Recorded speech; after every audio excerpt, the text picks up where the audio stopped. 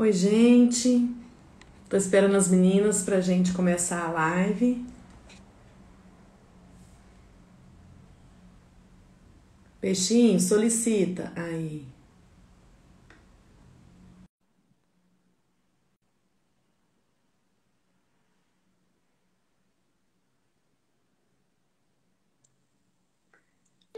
Meu peixe! Oi, amor! Parece que eu tô tão grande. Peraí. Tá, vamos ajustando. Eu vou ver se tem um filtro aqui, não sei mais como é que põe isso. Como é que Ah, põe? Deixa eu ver.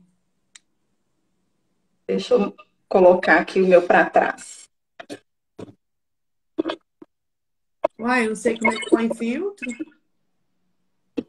Por que você quer filtro? Ai, porque é legal. Pra gente não ficar tão velhinha. Não Gente, tem entrou não. uma altura. Peraí.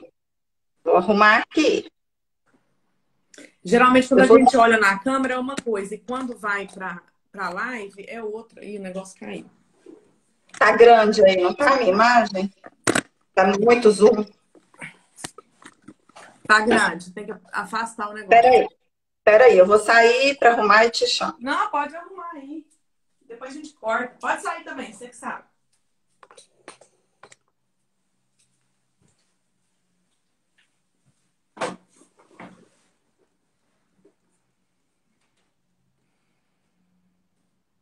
Oi, gente.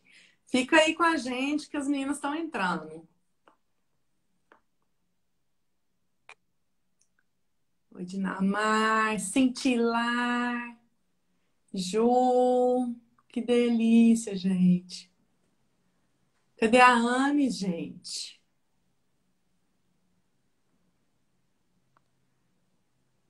A gente vai falar hoje sobre a força na dor. Aí a Paty não vai estar, mas nós temos duas convidadas, a Anne e a Ana, que formaram comigo.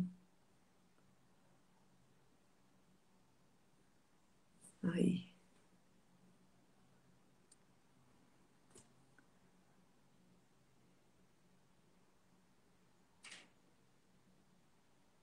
Ixi, eu Meu continuo Deus. grande, gente. E eu O que é subi. isso? Ah, vocês vão me ter assim, bem Tá grande. ótimo. A hora que a Anne entrar, a gente diminui mais. Aqui, deixa eu Tá. descer ela. Super zoom. Cadê ela? E agora? Oiê, Ah Enquadrei melhor? lá! Aí, agora você ficou pequenininha. Mas tá muito pequenininho? Não, agora tá bom. não, eu acho que tá Ah, ok. Hã? boa noite. Boa noite.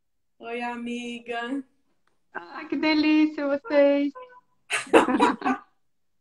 A gente apronta cada uma, hein? Pra que a gente inventa moda? Então, Olha lá, vai tá passar ciúme ela, na coisa da Val. Ju, A Val tá Jamile. com ciúme. A Val tá com ciúme. Eu falei pra ela, amiga, claro que você não ia querer que tá aqui. Aqui é a live das perrengadas. A gente teve perrengue, por isso que a gente tá aqui. Esse grupo é seleto, para Verdade. poucos. Hã? Esse grupo é seleto, é para poucos. É pra Ela pouco. acha, ela acha que ter Covid assintomática é da perrengue. Sabe de nada, não tem.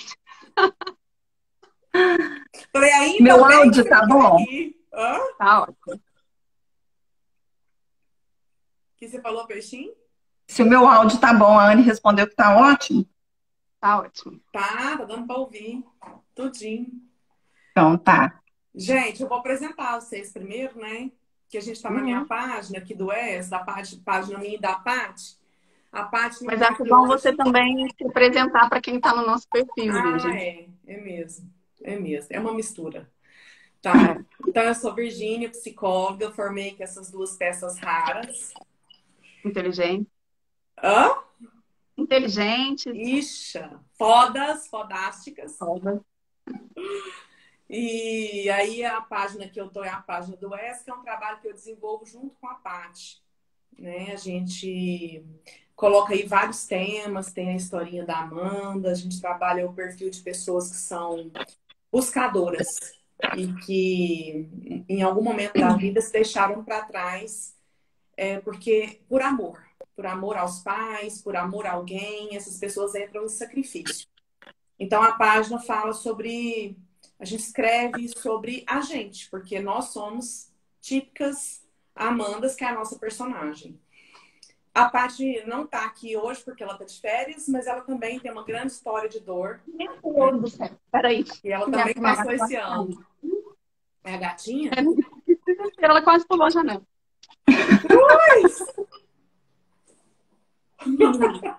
Tá louca? Ah lá, gente. Ela faz live com a parte de baixo arrumada. Eu arrumo só a parte de cima. Por isso mesmo. Se eu precisar sair correndo. Então a Paty também teria uma história para contar, né? Mas estamos nós três aqui. Eu amo essas duas, são as duas amigas do meu coração, fontes de apoio também nas minhas dores, nas minhas dificuldades. Há o quê? 20 anos? Desde quando a gente nasceu, então tem 20 anos. Então é isso. E aí, conta um pouquinho então de cada uma, se apresenta, né? Vamos lá, então tá bom. Eu sou a Ana Maria, estou nessa caminhada aí com essa turma de psicólogas. Começamos como estudantes, né? E saímos como amigas e carregamos essa amizade até hoje. E entre alegrias e dores, recentemente tendo passado cada aí uma história de enfrentamento, independente de todos os outros enfrentamentos que a gente tem, né, ao longo da vida, no dia a dia, mas que esses foram físicos e de transformação física e de condição física e que mexeu muito com essa questão da imagem e do emocional. E aí, quando a gente conversou a respeito dessas dores, nós achamos bacana partilhar isso, né, com outras pessoas. Não que a nossa história seja melhor que a de ninguém, porque todo mundo tem dores, e se dói, dói, né? Mas pensando aí, como psicólogas, e às vezes as pessoas olham e falam, mas vocês são psicólogas, vocês tiram de letra, vocês têm a receita. E a vida não tem receita, a dor não tem receita, ela é humana, né? E como humanos, independente de profissionais, nós temos os nossos enfrentamentos também. Vamos aprendendo e vamos ensinando, e acho que a psicologia traz para a gente alguns artifícios para que a gente consiga enfrentar isso, mas quando a gente vem para o humano, a gente fala, é sério? É sério isso? Né? Então, trazer essa teoria para a prática é profundo. E é legal a gente contar isso porque a gente vai aprendendo, né, nessa imagem do outro, às vezes uma frase que é colocada, uma história que fala, nossa, gente, isso de alguma forma serve para mim. Então a gente está aqui para contar isso e que a gente tenha outras coisas para contar também, né, da psicologia, da vida. Então, estamos aí, estamos juntos. E a gente sabe que a gente lida o tempo todo com a vulnerabilidade das pessoas, né? Então, eu acho que falar da nossa vulnerabilidade também é muito importante, é convidativo. Sim. Mostra que a gente também está aí, né? Passando pelos mesmos dissabores, mas talvez a gente tenha, por causa do conhecimento da psicologia, outras estratégias que podem ser utilizadas pelas pessoas. Por isso que a gente está aqui para compartilhar. Né? Exato. Se apresenta aí, Anne. Então, sou a Anne, meu nome é Anne Ellen, também, né, como elas falaram, a gente se formou aí há uns anos atrás, e estudamos juntas, e realmente a gente é uma conexão, né, um amor de anos mesmo. E quem está me acompanhando no meu Instagram tem acompanhado recentemente, eu compartilhei muito sobre meu último ano, né, os desafios que eu tenho passado. E eu senti esse convite de vocês como algo também para retribuir todo mundo que estava por ali, também interessado e preocupado. E é isso que você trouxe, né, Virgem? É gente, a gente também passa por nossos perrengues. E a gente pode, de alguma forma, ou pôde, de alguma forma, entre nós nos apoiarmos, né? Eu acho que isso foi muito rico. Eu tenho, como falei para vocês naquele dia, eu tenho frases de vocês que eu guardei para mim, que em alguns momentos foram fundamentais para me dar força. E todas essas pessoas que estão aqui, eu acredito que estão aqui também, são pessoas que de alguma forma torceram por nós, né? Estiveram ao nosso lado de alguma forma. Então, essa live para mim é um presente para mim e também para as pessoas poder ouvir um pouquinho da nossa história e compartilhar um pouquinho dessa emoção que é a gente poder olhar para trás e ver. Na verdade, sim, eu estava até me arrumando aqui agora e pensando, cara, ainda não passou tudo, né? A gente ainda está lidando com isso, né? Aham. Tô lidando ainda, tô ainda na recuperação, né? Tô com meus cabelos nascendo, tô inchada de corticoide. Como a Ana falou, né? Nossa imagem muda nesse tempo todo. E você, Virginia, né? Tendo que dormir com o aparelho, a Ana, enfim, cada uma de nós ainda estamos no processo da dor de alguma Estamos no forma. processo. Talvez o pico tenha passado, né? É. Talvez não passou, com certeza. Mas é um processo e acho que estar aqui também é curativo para nós. Então, que a gente tem uma ótima conversa, tenho certeza que vai ser muito especial. Eu até falei, gente, vai lá vai eu falar da dor que ainda está em processo, falar da dor que eu ainda estou recuperando dela, né? Como é que vai ser Uhum, isso? Porque a gente ainda está mexida com tudo que aconteceu. com certeza, Sim. Então vamos contar o que com certeza. aconteceu, cada uma conta um pouquinho, para as pessoas Então, entenderem o vamos, que a gente está falando. Nós temos só vamos. uma hora de live, vai dar tempo? Vai, se não der, a gente estende. Geralmente não cai. Ah, então tá bom. Ele vai. Então E se tá. cair, a gente entra de novo, se a gente não parar de falar. O que é bem Isso. possível. Uhum. Então vamos lá. Quem vai? Quem começa? Faz a roda de novo, né? Volta na Virgem. Então vai, Eu! Virginia. A minha gata tá fazendo um reboliço nessa casa, vocês não estão entendendo. Ela já quase caiu da janela do sétimo andar e agora ela tá circulando aqui. Ela tá Eu tô ajudando meio. a gente, amigo. O animalzinho tá filtrando o que tá acontecendo aqui. Meu Deus. Então, Mas assim, o tá que que bom, tô aconteceu? concentrada. Hã? Mas tô concentrada, vamos lá. Tá. Qualquer coisa a gente bota ela aí. É, Comigo, o que pegar ela no aconteceu? colo. Hã? Oi? Não escutei. Bota ela no colo aqui quietinha. Ah, tá. Até parece que ela fica. Mas Igual uma vai, dona. Virgem, conta aí. Igual uma dona. É, Comigo, o que aconteceu foi que o ano passado passou um tsunami na minha vida, o ano atrasado passou um tsunami, né? Eu passei pela dor de uma separação, passei por um aborto, e aí, poucos meses depois, eu resolvi ir passar e tirar umas férias. Na verdade, fiz exames antes de ir para as férias, porque eu queria fazer uma redução de mama. E aí, os exames, a maioria deu que estava tudo bem, um deu alterado. E eu pensei, claro que eu não tenho isso. A gente nega, né? Existe a primeira fase que é a da negação. Eu falei, não, eu não tenho isso não, não tenho isso não. Vou viajar, quando eu voltar eu resolvo isso, né? O médico ficou doido atrás de mim, eu não voltava. Até que chegou lá, eu comecei a acordar à noite sufocada. Ou eu não dormia, ou eu acordava sufocada com a sensação de que eu estava morrendo. Eu achava, eu não sabia se eu estava sonhando, se eu estava morrendo, o que estava acontecendo, se era um pesadelo. Então, assim, muitos sufocamentos. E aí eu estava lá com a Lu falou, Virgínia, tem alguma coisa muito séria acontecendo, eu acho que a gente precisa ir embora. Falei, porque eu não pretendia ir embora, eu pretendia ficar lá um tempo. Não, então vamos embora ver o que está acontecendo. Quando eu cheguei, e aí o médico já estava lá com o diagnóstico, né? E é um problema que chama síndrome de Brugada. Então ele causa morte súbita no sono.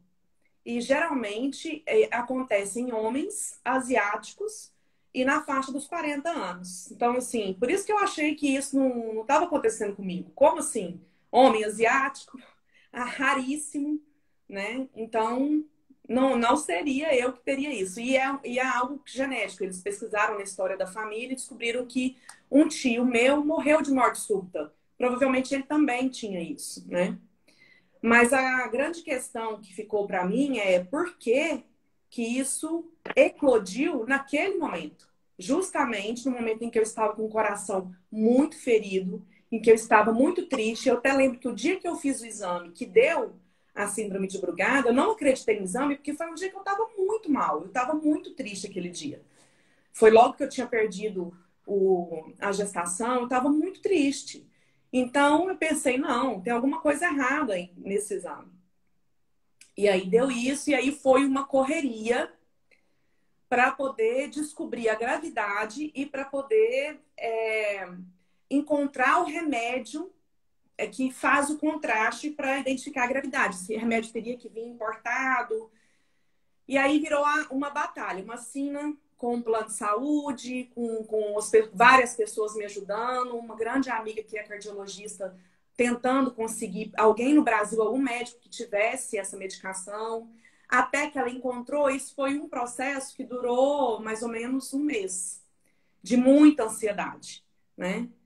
E aí eu descobri que eu também estava com uma apneia, que poderia sobrecarregar o coração. Eu estava num momento ainda sofrendo o luto de tudo que me aconteceu no ano anterior.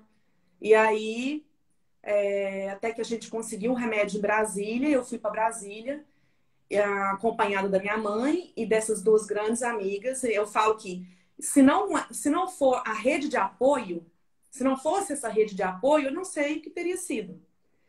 Porque tanto para atravessar a dor emocional quanto o susto da doença e todas as dificuldades com a doença, eu consegui, na velocidade que eu consegui, porque eu tinha uma rede de apoio. E era um pavor, porque eu pensava, eu posso dormir e posso não acordar, né? Eu não sei se eu vou dormir, apesar que eu já tinha isso antes, mas eu não sabia, né?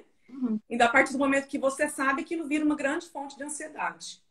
Aí a gente foi para Brasília, descobriu, e aí eu vim para Rio Verde para poder fazer a cirurgia, colocar, que seria a solução é colocar um desfibrilador, que é um marca-passo, só que ele é maior, do tamanho do controle de portão. E aí põe ele e liga os fiozinhos do coração. Se o coração entrar em arritmia, ou se ele parar, se ele tiver algum problema, ele dá um choque no coração e eu volto.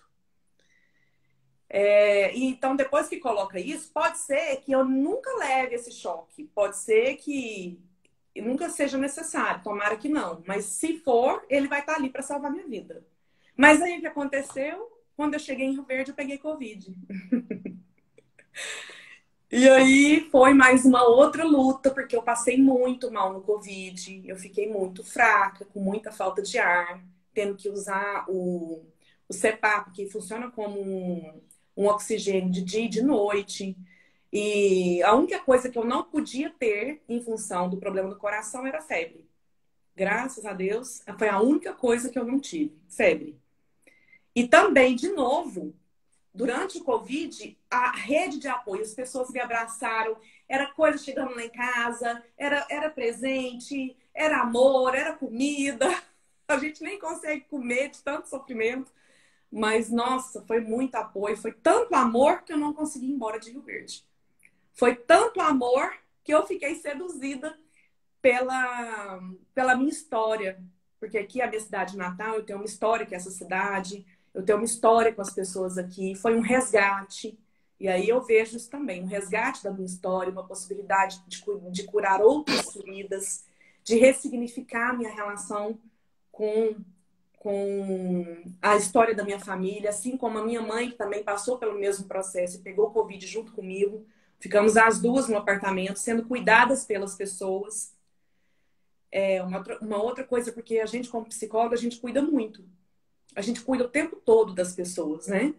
E foi um período em que eu fui muito cuidada, muito amada. E isso fez enorme diferença em tudo.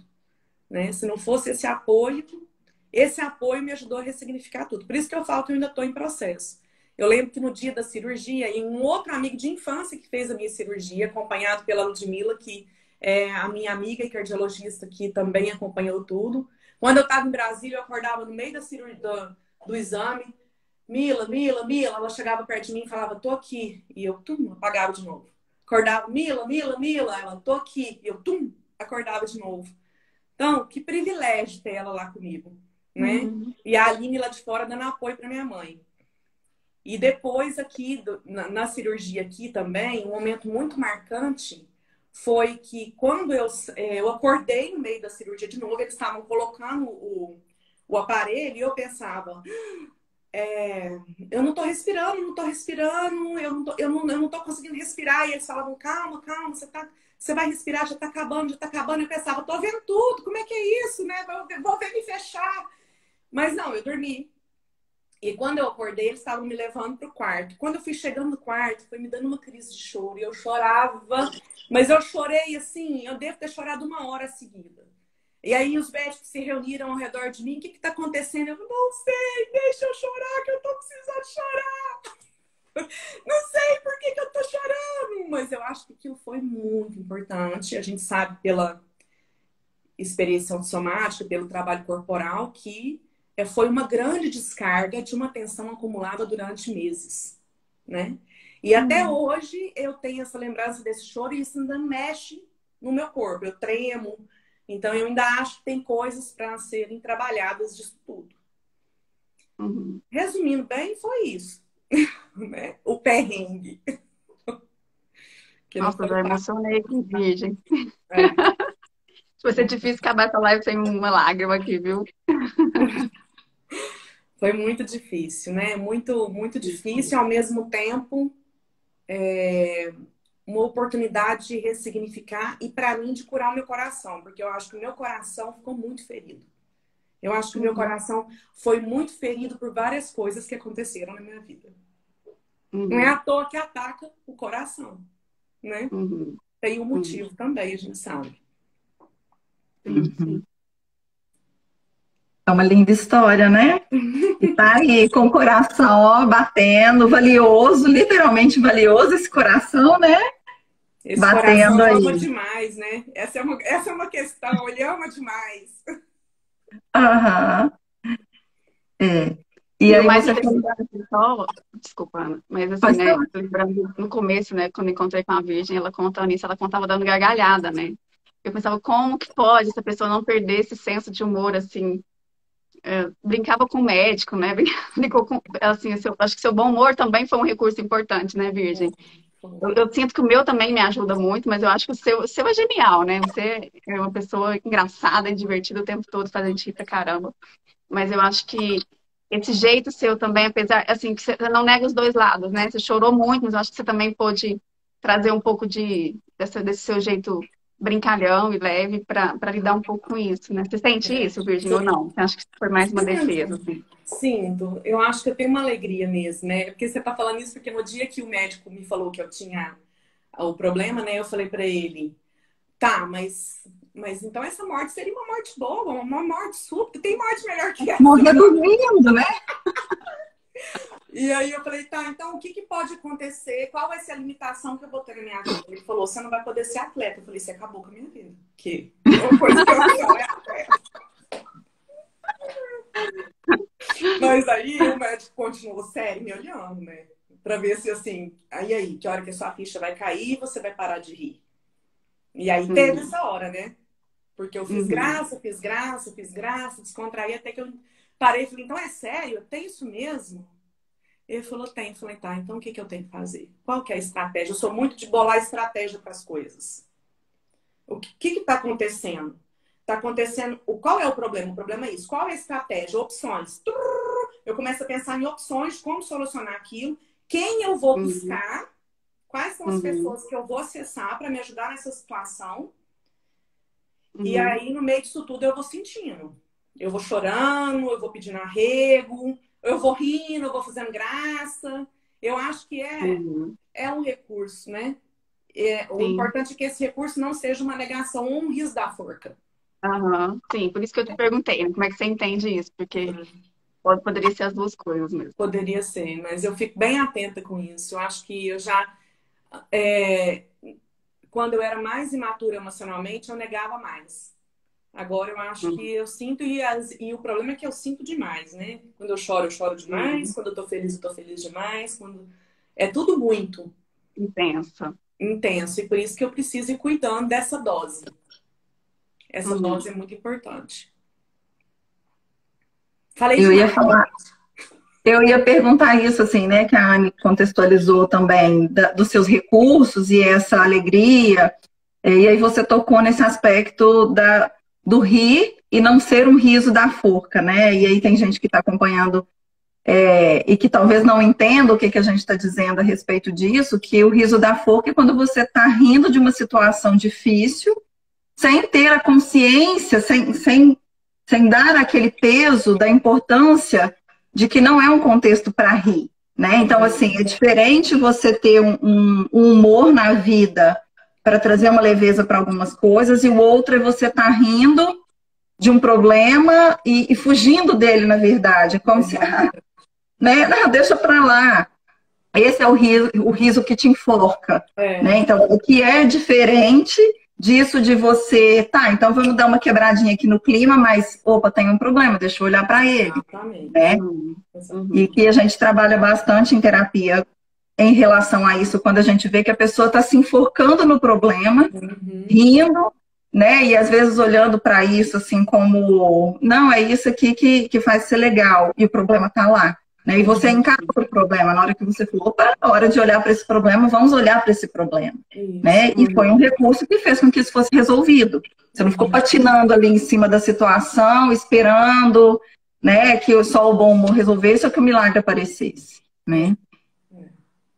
Teve uns comentários aí, vocês viram? Eu não consigo ler e acompanhar, não, gente. Essas meninas falando, contando minhas histórias aqui do assalto. A Vanessa. Achei o mato. Que o moleque que foi me assaltar disparou a rir de mim. Não, mas você tem que contar por quê, né? Não, mas você tem que contar por que ele começou a rir de você. Porque eu não vi a faca, não entendi que era um assalto, né? Como que um moleque daquele resolve me assaltar? Eu matei ele, né? Ele chegou, pôs a faca.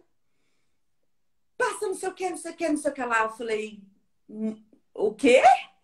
Menino, você quer me matar de susto, menino? E aí ele parou a rir, né? Ele riu tanto que ele não conseguiu me assaltar e foi embora. Quando ele foi embora, eu entendi que era um assalto. Comecei a tremer. Essa é a Virgínia, né? Essa é a Virgínia. Essa é você, Virgínia. E é engraçado que eu sempre acho que todo mundo sabe de todas as minhas histórias, né? Que sabe, inclusive, disso tudo que aconteceu do coração. E aí uma cliente, quando a gente postou, uma cliente veio e comentou, Virgínia, nunca imaginei que você tinha que ser... mas eu falei, mas eu achei que eu contava. Porque eu conto muito, assim, algumas coisas eu conto, né, para os clientes. Justamente por essa ideia da vulnerabilidade ser convidativa, né? Das pessoas também aprenderem com as nossas dores.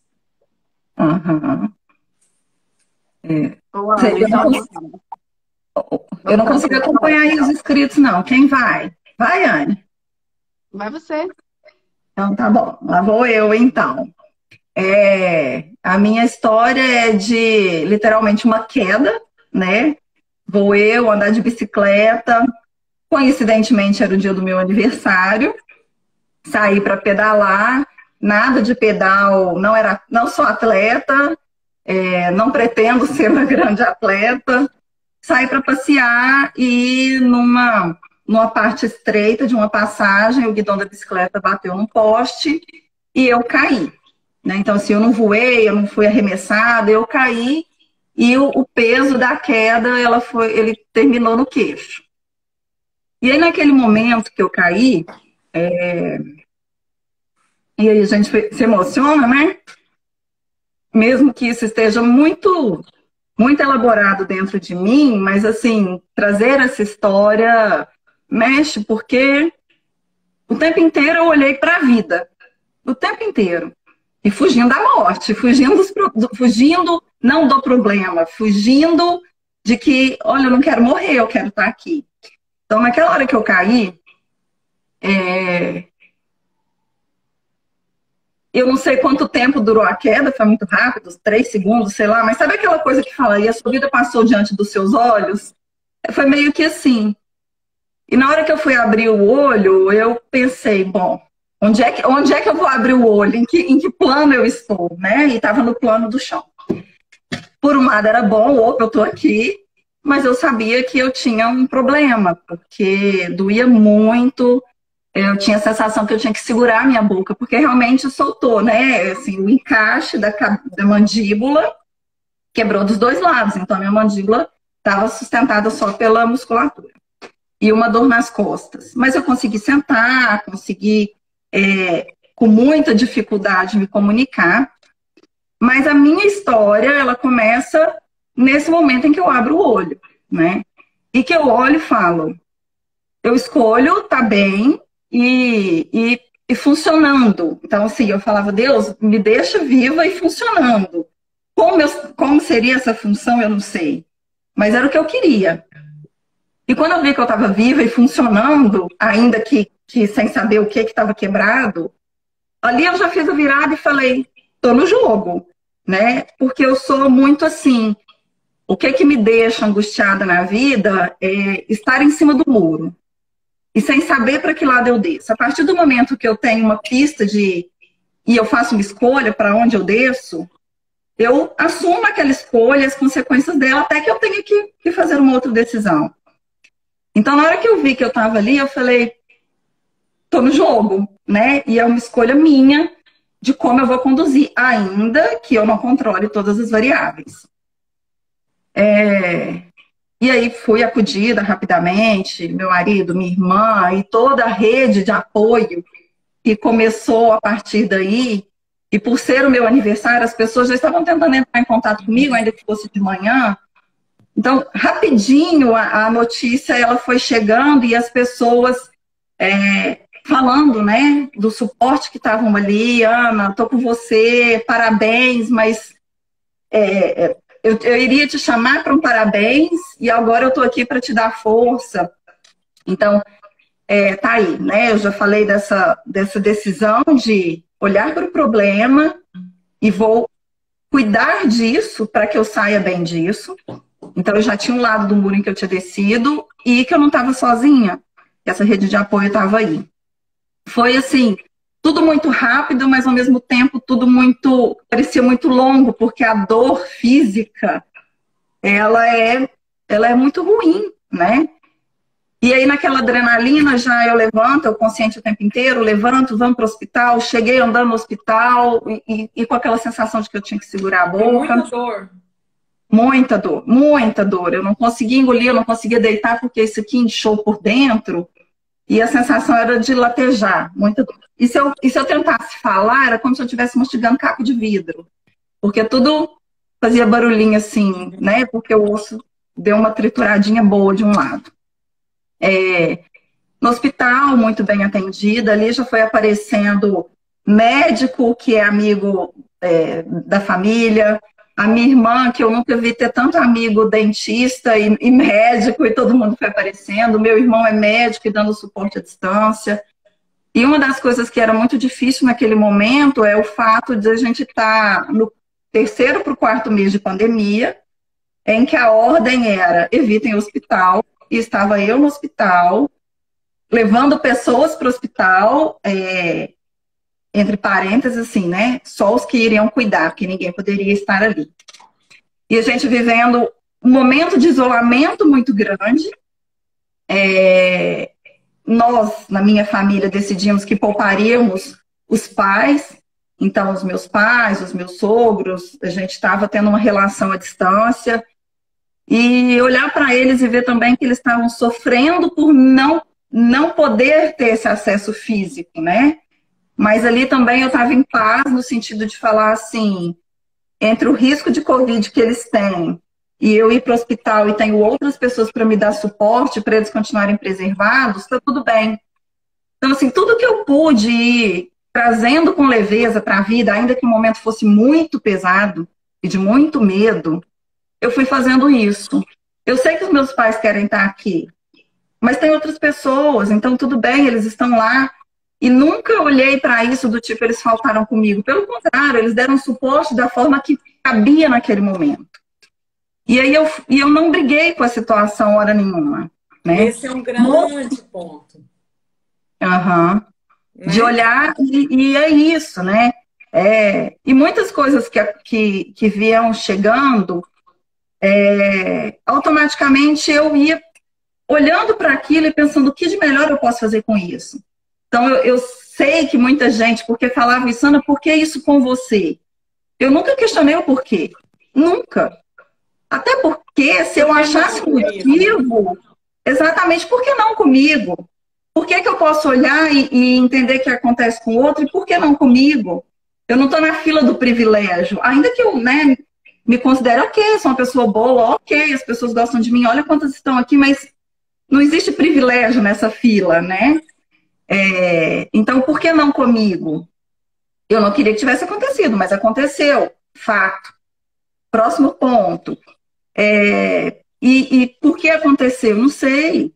E ainda que eu tentasse achar de qualquer maneira que seja, em qualquer linha da história, explicável ou não explicável, encontrar um porquê para aquilo não ia mudar. Aquilo estava acontecendo, aquilo era um tipo de coisa que não existia um porquê, era um fato. Né? Porque às vezes em terapia a gente fica muito buscando isso. E na vida? Por quê? Por quê? Por quê? E tem coisas que não tem porquê. Tem coisas que tem, a gente vai até ele, faz uma conexão. Mas eu caí. Então, né? E aconteceu. Então eu nunca questionei o porquê disso, nunca briguei com a situação. E eu esperei. Esperei a resolução. Então, o que eu precisava? De uma resolução para aquilo. E eu tinha que esperar, então, ok, eu vou esperar, eu preciso esperar a cirurgia. Eu só solicitei que fosse o mais rápido possível para aliviar aquela dor e aquele incômodo. Mas eu sabia que eu tinha que esperar, né? E ainda existia a questão... Mas assim, pode... porque também eu quero falar que você sempre foi uma pessoa muito assertiva, que resolve problemas com muita facilidade.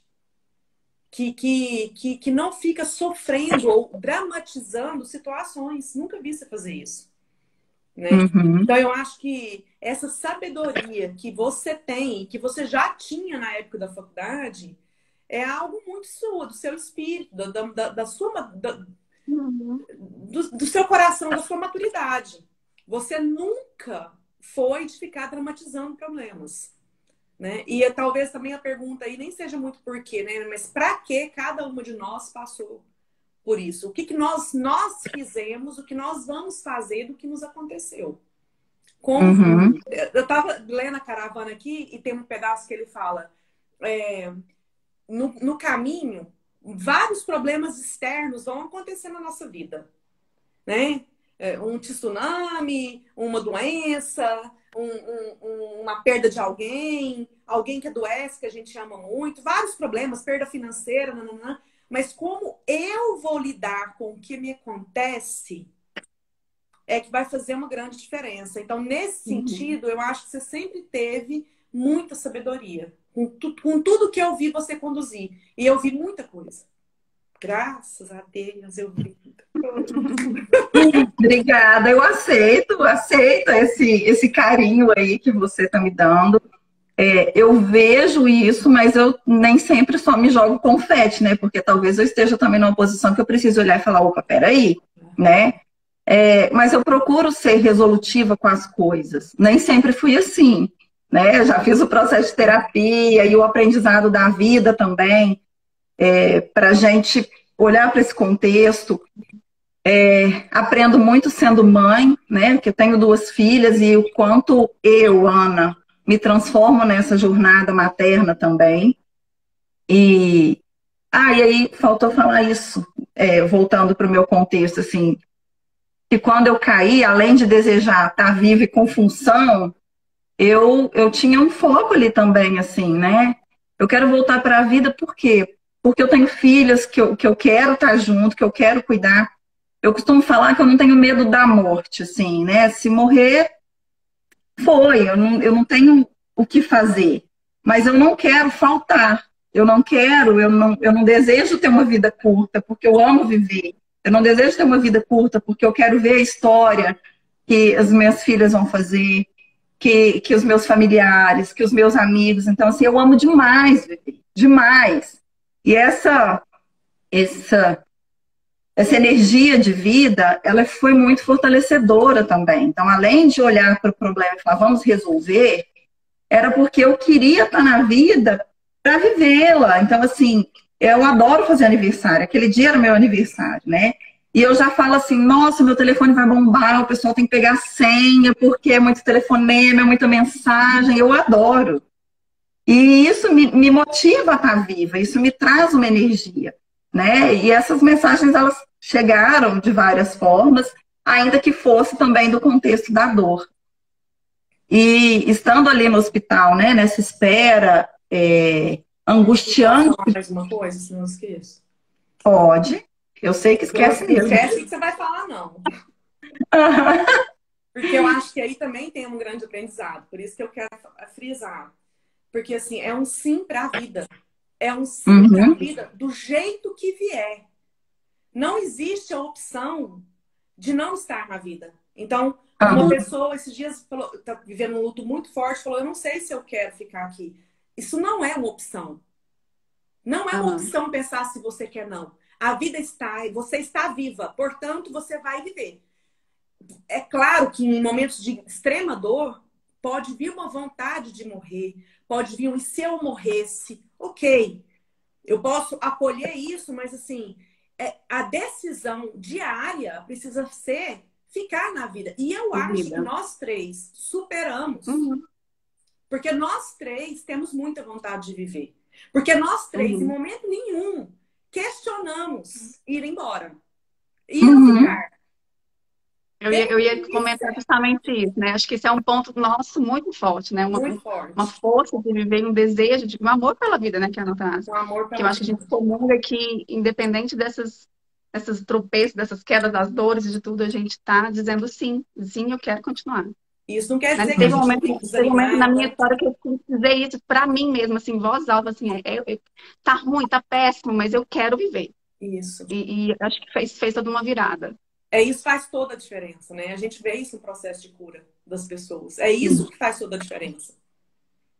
E o que não significa que o problema vai deixar de existir, mas que a gente escolhe encarar, né? Assim, eu penso muito isso, assim, eu não sei se as consequências, porque hoje, eu confesso para vocês, hoje eu me vejo e me vejo bem, né? Porque eu estive torta, eu estou num processo ainda de cuidado, eu vou ter que viver o resto da vida, assim, com o questão de ajuste da parte de estética mesmo, para que exista uma harmonia no meu rosto. Mas hoje eu me vejo bem. Mas pode ser que tivesse acontecido qualquer coisa que deixasse uma sequela limitante, muito mais limitante do que a questão estética ou do que eu tenho que ajustar da função da mandíbula, da mastigação. A minha coluna, por exemplo, né? Eu tive um achatamento de parte de uma vértebra, eu fiquei usando colete uns 3 meses. Naquele começo ali também foi algo do tipo assim, olha, não mexe, porque a gente não sabe como está a sua coluna. E por uma questão, acho que de cuidado médico inicialmente também, o ortopedista, ele olhou no plantão e eu só fui ver ele na alta. Então existia um certo... O que era mais preocupante naquele momento era a coluna. Tipo assim, se eu mexer, vai acontecer alguma coisa? Vai afetar? Eu vou andar, não vou andar? Então, eu poderia estar em uma outra posição hoje, em função da coluna e do que teve, e que eu não sei como seria o meu enfrentamento, né? Porque talvez tenha coisas que a gente coloca em níveis de dor, que a gente fala assim, nossa, isso aqui seria mais difícil encarar. Mas ainda assim, com todo aquele medo que existia, porque existia medo o tempo inteiro, eu estava na vida, né? Assim, eu estou na vida. O que eu tiver que fazer, eu vou fazer. E ainda tem outra característica que eu sei que eu tenho e reconheço de ser muito disciplinada. Então, o que eu tiver que fazer para ficar bem, eu vou fazer, né? O que vai ser o resultado disso, eu não sei. Mas se depender da minha disciplina, do meu empenho, da minha dedicação e da minha força de vida, eu vou ficar o melhor possível, né? Então, esse movimento me trouxe muita força. Tanto que a cirurgia ela foi dois dias depois do acidente, e eu entrei com a lágrima escorrendo, nessa coisa assim, eu morro de medo de cirurgia, gente. Morro de medo, assim, no sentido de, deu um apagão, não voltou mais, né? Foi ali operar, não voltou. Mas eu não tinha opção, não tinha como correr, não adiantava esperar o milagre, era aquilo. E aí, na hora que eu acordei na recuperação, a minha energia, a minha felicidade era tão grande que eu acho que se tivesse uma câmera me filmando em cima, assim, na sala de recuperação, eu ia ver que eu estava rindo, porque aí eu ficava testando os músculos e eu sorria, uma energia e apagava. Acordava, apagava. E aí, quando eu fui para o quarto, que meu marido, eu nem sei quanto tempo tinha se passado, mas tinha sido um processo longo, que eu vi na porta do quarto me esperando, eu fiz para ele um sinalzinho que a minha filha brinca, né? Fiz com a mão, assim, uma brincadeira e falei, amor, tô viva! Né? E assim, e aquela energia vibrava tanto que era uma coisa incrível, uma força de vida incrível. E era felicidade, assim, eu tava enfaixada, nauseada, porque eu passo muito mal pós-cirurgia, mas... Não sabia como ia ficar seu rosto. Eu não sabia como ia ficar, não né? Sabia se ia dar certo a prótese. Nem era prótese ainda, era tentando colocar o osso no lugar, né? Porque foram 3 cirurgias. Isso foi 2020. Gente, olha só, minha história é longa, hein? Nossa Senhora, eu nem saí do primeiro ponto. Vai. Mas era isso, assim, essa energia e aquela coisa de, vamos, eu venci uma etapa, então vamos lá. Né? E o hospital lotado de Covid ao redor. Além de tudo, a gente tem que atravessar o Covid. Visitar ela, né? Não podia, então só cuidar com a mão. Só se revezavam lá os anjos, meu marido e minha irmã. E todos os outros anjos externos se revezando em oração, em empenho, dedicação. E uma outra coisa também, assim, que a gente tem que ter nesse processo todo, eu acho que é uma humildade para reconhecer a vulnerabilidade e valorizar o trabalho do outro. Porque se tem uma coisa que me emociona, além do trabalho dos médicos todos, assim, é o da equipe de enfermagem. Porque quando eu estava lá, deitada, sem saber se eu podia tomar banho sozinha ou não, porque eu estava imóvel na cama, tentando poupar a coluna, um cuidado, um carinho, e você fala assim, gente, nesse momento, podia ser a pessoa famosa que fosse, podia ser o mendigo, podia ser quem quer que fosse. Estaria na mesma posição que eu, precisando de alguém para tomar banho, para te dar banho, precisando de alguém para trocar sua fralda, porque você tinha que poupar uma coluna, né? Então, para você não levantar, você usa os recursos que tem ali. E se você não tiver uma humildade para isso e reconhecer que isso, independente de você estar vulnerável na vida, fica difícil o processo, né? Porque você entra numa competição de quem é melhor, e a questão não é essa. A questão é, assim, de uma igualdade de possibilidades internas e de cuidados e de necessidades básicas que nós temos. O dinheiro, as posses, o estudo, ele vai nos trazer, ele vai nos abrir caminhos. Mas naquela posição ali de vulnerabilidade, de emocional e de físico, não tinha nada diferente. Nada diferente. Nessa né? hora todo mundo é muito igual, né? Só que dentro muito. do hospital a gente vê o humano nu e cru. Literalmente. A gente pode enxergar dentro do hospital o melhor e o pior das pessoas. Sim. Então foi um processo assim, esse processo de que me trouxe força para estar na vida. Voltar para casa foi um processo assim de quase que um novo parto, né? Porque quando a gente tem filho, a gente chega em casa, a gente fala, e agora? Eu atravessei o portal, o que eu vou fazer com isso em casa? Porque você não sabe ser mãe, né? E você não conhece o bebê. E sair do hospital naquele momento toda arrebentada, também era algo do tipo, eu tô morrendo de medo, o que eu vou fazer com isso? Né? E aí, fui nesse caminho encontrando profissionais que me deram um suporte incrível, que são anjos também que eu tenho aqui como profissionais. Fui reconhecendo as minhas limitações, porque eu sou muito, vou fazer, vamos acontecer, e direciono a casa e a vida. E aí eu tive que chegar em casa e falar, meninas, agora a mamãe tem que cuidar dela. Agora sou eu que preciso ser cuidada. E sair desse papel de cuidadora é difícil, porque que eu gosto dele, eu gosto do papel de cuidar. Outro que é automático. Então vamos ser práticos, vamos fazer acontecer. E eu tive que me dispor dele para falar, eu tô vulnerável, né? E aí eu fiz a escolha de ser a minha melhor amiga naquele momento. Eu tenho uma relação muito boa comigo, mas eu falava assim, nesse momento, eu tenho que ser a minha melhor amiga. Porque eu preciso cuidar de mim, eu preciso dedicar a isso. E era um trabalho minucioso de quanto eu vou abrir a boca, porque eu não podia, eu tinha que movimentar, mas não podia movimentar. Do que vai dar certo. Em um processo incerto, por um osso que estava muito fragilizado. Dando um pulo na história, um mês depois... Tem mais um trem. Pode? Então vai que é tua. Então responde, Virgem, que meu irmão perguntou se a live demora, mas vamos falar que a gente vai passar dessa horinha, né? Então, não se preocupem que tem história ainda para rolar. E tem tanto comentário legal também. Aguentem a mão. Tem. Né? A gente tá lendo, tá, gente? Pode ir escrevendo aí que a gente vai acompanhando. Depois a gente tira um tempinho só para falar dos comentários. Porque é só muita gente amada. Falando coisas lindas pra gente. Uma coisa, Peixinho, que eu quero falar é assim.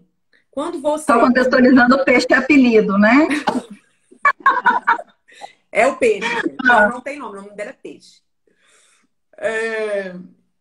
Que quando você, como mãe, precisa ser cuidada e às vezes até ajudada pelas suas filhas, mas o mais importante é a postura. Eu acho que você está numa posição em que você vai ser cuidada por elas, mas você mantém uma postura de mãe. Então, por exemplo, quando meu pai estava acamado, eu cuidava dele em todos os aspectos, porque ele só mexia os olhos, mas na postura de filha. Uhum. E mantinha ele na postura de pai. Então, isso também é importante porque muitas pessoas aqui cuidam dos seus pais, né? Muitos filhos cuidam dos seus pais. E a gente precisa manter isso, essa postura, a intenção no cuidado, porque isso faz toda a diferença também no processo de cura, de manutenção da saúde da pessoa. Tanto de quem cuida quanto de quem é cuidado. Sim. Então, dei um pulinho aí para a história. 1 mês e meio depois, eu estava operando de novo para tentar reconstruir de novo o osso do lado esquerdo, porque ele tinha saído do lugar. Aí já com um novo profissional, e que foi uma pessoa assim que também algo foi importante para mim, foi me cercar de profissionais que conseguissem ser humanos. Porque ir ali e colocar um osso no lugar, ok, talvez todos possam fazer. Agora, aquele profissional que acolhe a história, isso tem um preço. Porque aí o profissional ele se dedica em telefone, em afeto, em acolher cada lágrima, em te falar, olha, o osso não está no lugar, mas estou junto com você. Você acredita no profissional, aquilo dói, você fala, não acredito que eu vou ter que passar por isso de novo, mas você confia no processo. E ainda que ele dê errado de novo, você não desconfia do profissional, porque ele te acompanhou, ele te acolheu, né? E aí, a partir dessa segunda cirurgia, na primeira eu já tive profissional que me acompanhou e que foi anjo, mas nessa virada, assim, na segunda cirurgia, que conseguiu se formar uma equipe de suporte muito grande, aí isso entra muito na questão clínica, ou que seja também de quem precisar de suporte terapêutico e ter uma equipe que é suporte emocional também, tem grande valor. Porque a gente fica extremamente fragilizado, né? Extremamente. E você tem que confiar no profissional que está com você, nos profissionais que estão com você. Então, eu tenho uma gratidão enorme por eles, e onde eles forem, eu falo, se eles mudarem de cidade, mudarem de país, eu vou fazer minhas revisões de quilometragem onde eles estiverem, porque eu confio neles, né? Tá. Então, fiz essa segunda cirurgia com uma expectativa de que desse certo, mas já sabendo que poderia acontecer qualquer coisa pelo osso ter ficado muito prejudicado, que eu tivesse que colocar uma prótese. Resultado de julho, que foi a cirurgia, até dezembro, eu descobri que eu precisaria, então, passar pela terceira cirurgia para pôr uma prótese. Neste caminho todo, do lado direito, eu só tinha operado na primeira cirurgia e eu fiquei com uma paralisia, que me acompanha até hoje, né? E aí foi um processo, de um lado, de recuperar a função, que afetava toda a boca, porque minha boca a mordida estava torta, e do outro, de recuperar o que fosse possível diante de uma paralisia, que impactava piscada, olho, movimento, sorriso, que muita gente falava, Ana, tá tudo bem, tá ótimo. Tava ótimo. Eu não queria vida e função? Eu tinha. Mas esteticamente e funcionalmente também algumas coisas eu tinha um prejuízo. E isso, a dor continuava, né? E aí, assim, muitas vezes eu olhava no espelho e falava, gente, no processo de envelhecer, a gente começa a buscar, eu não quero a ruga, eu não quero isso, eu não quero aquilo. E eu estava num caminho de olhar e falar assim, agora não me importa a ruga, não me importa isso, me importa ter a função. Já voltei a importar com essas coisas. Não quero ter ruga, não quero... Mas o que é que você traz como prioridade para esse momento? Eu tinha que fazer uma escolha, eu não podia ficar assim, eu não quero a ruga agora e também não quero estar torta. Eu tinha que optar, né? E eu estive um pouco torta até pouquinho tempo atrás. Arrumou a mandíbula, mas a parte da musculatura do lado direito ainda tinha um prejuízo. Então, não existia tanta harmonia no meu rosto. Ainda que parecesse que estava tudo bem. Então, me ver em foto era difícil. Eu cheguei a fazer uma live com uma grande amiga também. E me ver no vídeo era difícil também, porque o defeito está lá, está na cara, né? E agora encontrei mais um outro anjinho que conseguiu pôr aí meu rosto no lugar nessa parte estética, de abraçar a história, de acolher a história, que foi muito importante. Então, estou aí, estou operada, espero não ter que passar por mais nenhuma cirurgia, mas se tiver que passar de novo, vou encarar, vou fazer todo o processo de disciplina que tiver que fazer. Uma das coisas, assim, já estou acabando, juro, uma das tentativas para poder fazer uma possibilidade de estimular a formação óssea, alguma coisa, era fazer câmara hiperbárica. Uhum. E essa câmara hiperbárica, assim, é algo claustrofóbico, porque você entra num tubo de acrílico, onde cabe só a cama e o seu corpo, e você fica lá deitada para respirar um oxigênio mais puro. Uhum. Não sei explicar os trâmites científicos, não. Uhum. Mas eu lembro que quando eu entrei a primeira vez, assim, eu não sou uma pessoa ansiosa, mas é claro que eu tenho os meus momentos de ansiedade. E naquele momento, assim, meu coração parecia que ia sair pela boca.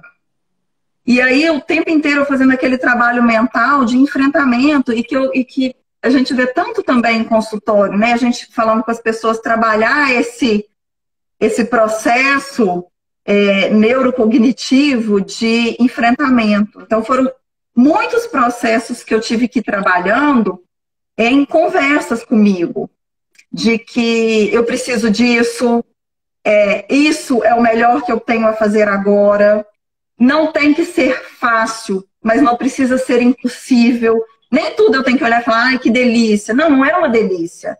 Eu não sou grata por olhar para... Eu não olho para o acidente e falar, gratidão, acidente. Não, não tem gratidão por isso. Mas, já que aconteceu, o que eu faço com isso? Já que eu passo por essa situação, o que eu vou fazer com isso? E aí eu vou para o caminho da resolução para eu descer do muro e assumir a consequência que tem, né? Então, foram muitas coisas assim que eu tive que ir trabalhando um enfrentamento mental. Quando eu cheguei no hospital para fazer o exame e saber o que eu tinha, né? Eu não sabia a diferença de tomografia, ressonância. E todo mundo fala que para fazer ressonância é algo claustrofóbico. E eu pensava assim, meu Deus, eu tô arrebentada, e se eu tiver que entrar nessa máquina e der um chilique agora, porque eu nunca tinha feito, eu nem conheço, eu nem sabia como que era. Então, eu entrei para fazer tomografia, achando que seria a máquina claustrofóbica, eu entrei de olho fechado e saí de olho fechado e o tempo inteiro mentalizando. Eu preciso fazer esse exame. Eu preciso fazer esse exame. Ainda que eu pensasse, se eu abrir o olho vai dar uma falta de ar. Eu foquei e fui. Eu só descobri que eu fiz tomografia numa máquina aberta, que não tinha nada de claustrofóbico, quando eu fui fazer 15 dias depois, que eu entrei lá andando, e eu olhei e falei assim, a máquina é essa, aberta? O moço falou, foi isso que você fez. Fui eu que te atendi. Eu falei, eu jurava que eu tinha entrado numa claustrofóbica, né, de ressonância. Mas eu entendi que eu fiz uma ressonância, assim, no meu processo, eu fiz isso. Eu estive na ressonância, eu enfrentei a ressonância nesse processo de que eu estou morrendo de medo, mas eu preciso disso.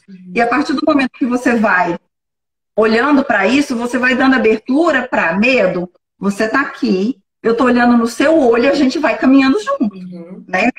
Sem deixar que esse medo seja algo que bloqueia. Então, eu ainda tenho processos de medo, não fico paralisada nele.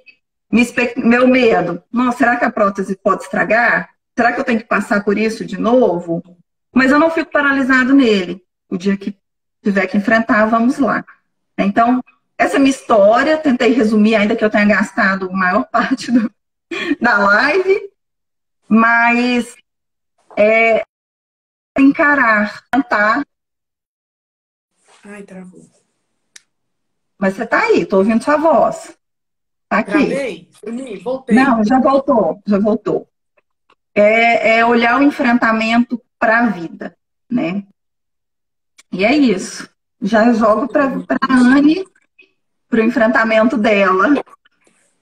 E o quanto o seu enfrentamento é inspirador, né, Ana? Que quando a gente foi lá te visitar, eu fiquei, como eu disse, né, essa frase, vou ser minha melhor amiga, sua eu levei para mim, pro meu processo depois, né, e que eu nem imaginava passar, mas que me fortaleceu. E esse lado seu prático, racional, né, muito racional, muito assertiva, né, acho que cada uma, a gente tem muitas coisas em comum desse enfrentamento e também tem essas idiosincrasias, né? Então, eu acabo passando por um lugar mais filosófico também, às vezes, né? Eu acabo entrando assim, me perguntando. Não, do porquê eu já perguntei isso há muitos anos atrás, lá quando eu tive, né, diagnóstico de lúpus, ainda muito jovem. Mas essas questões do que eu posso aprender com isso, né? Do que está acontecendo, o que meu corpo está trazendo, por ser um processo de adoecimento, acaba que a gente acaba fazendo isso mais. É diferente de um acidente que é meio sem explicação mesmo, assim, né? Acho que é isso que você fala, bom, acontece, pronto. Não tem muito o que fazer. Mas eu lembro que quando minha história começa, né, com meus 16 anos, com o processo de diagnóstico de lúpus, então entendo que foram momentos difíceis, né, acho que foram dores, e ao longo desses anos todos foram momentos difíceis, de crise, enfim. Apesar de terem sido, eu ouvi de um médico, o meu próprio médico me diagnosticou naquela época, em 99, 98, encontrei com ele em 2017, ele falou, nossa, mas a lúpus foi bondosa com você. Porque, de fato, eu vivi muito bem, né, esses anos todos, apesar da perda da função renal vir, né, me acompanhando. Mas, enfim, poder... Até me perdi aqui, eu fui pensando em outras coisas. Estou um pouco emocionada também de poder falar um pouco disso. Mas, enfim, então, essa é uma história que começa lá, mas que, por eu justamente estar vivendo muito bem os últimos anos, né, mesmo acompanhando, fazendo tratamento, sempre indo a médicos, sempre tomando minha medicação. Eu entendo que isso fez... com alegria, com uma vaidade impressionante, né? Eu lembro na faculdade, a Anne tinha, né, as marcas do corpo dela, e ela usava os decotes, usava as roupas curtas, e tirava as fotos, e não estava nem aí. Eu admirava aquilo, assim, admiro, porque é uma autoestima, é um brilho, né?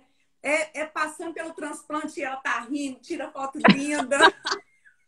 Eu tiro 500 selfie com uma porcaria. A Ana também tira um selfie e fica linda. Então também quero usar isso. Fazer, né? Também recebo, que eu também acho grata dessa parte minha. Mas, de fato, né? Eu entrei na faculdade, eu tinha acabado de sair da internação, né? Eu fiquei 42 dias internada, isso lá com meus 17 anos, e aí, logo que eu saí da internação, eu fui chamada para a faculdade. Então, vocês me viram nesse processo todo, né? Vocês acompanharam todas as minhas metamorfoses de corpo, né? Eu era muito magra, eu era inchada de corticóide demais. E esses anos todos foi isso, né? Cuidando de algum jeito, assim, do meu jeito imaturo inicialmente, né? Uma jovem que quer viver tudo.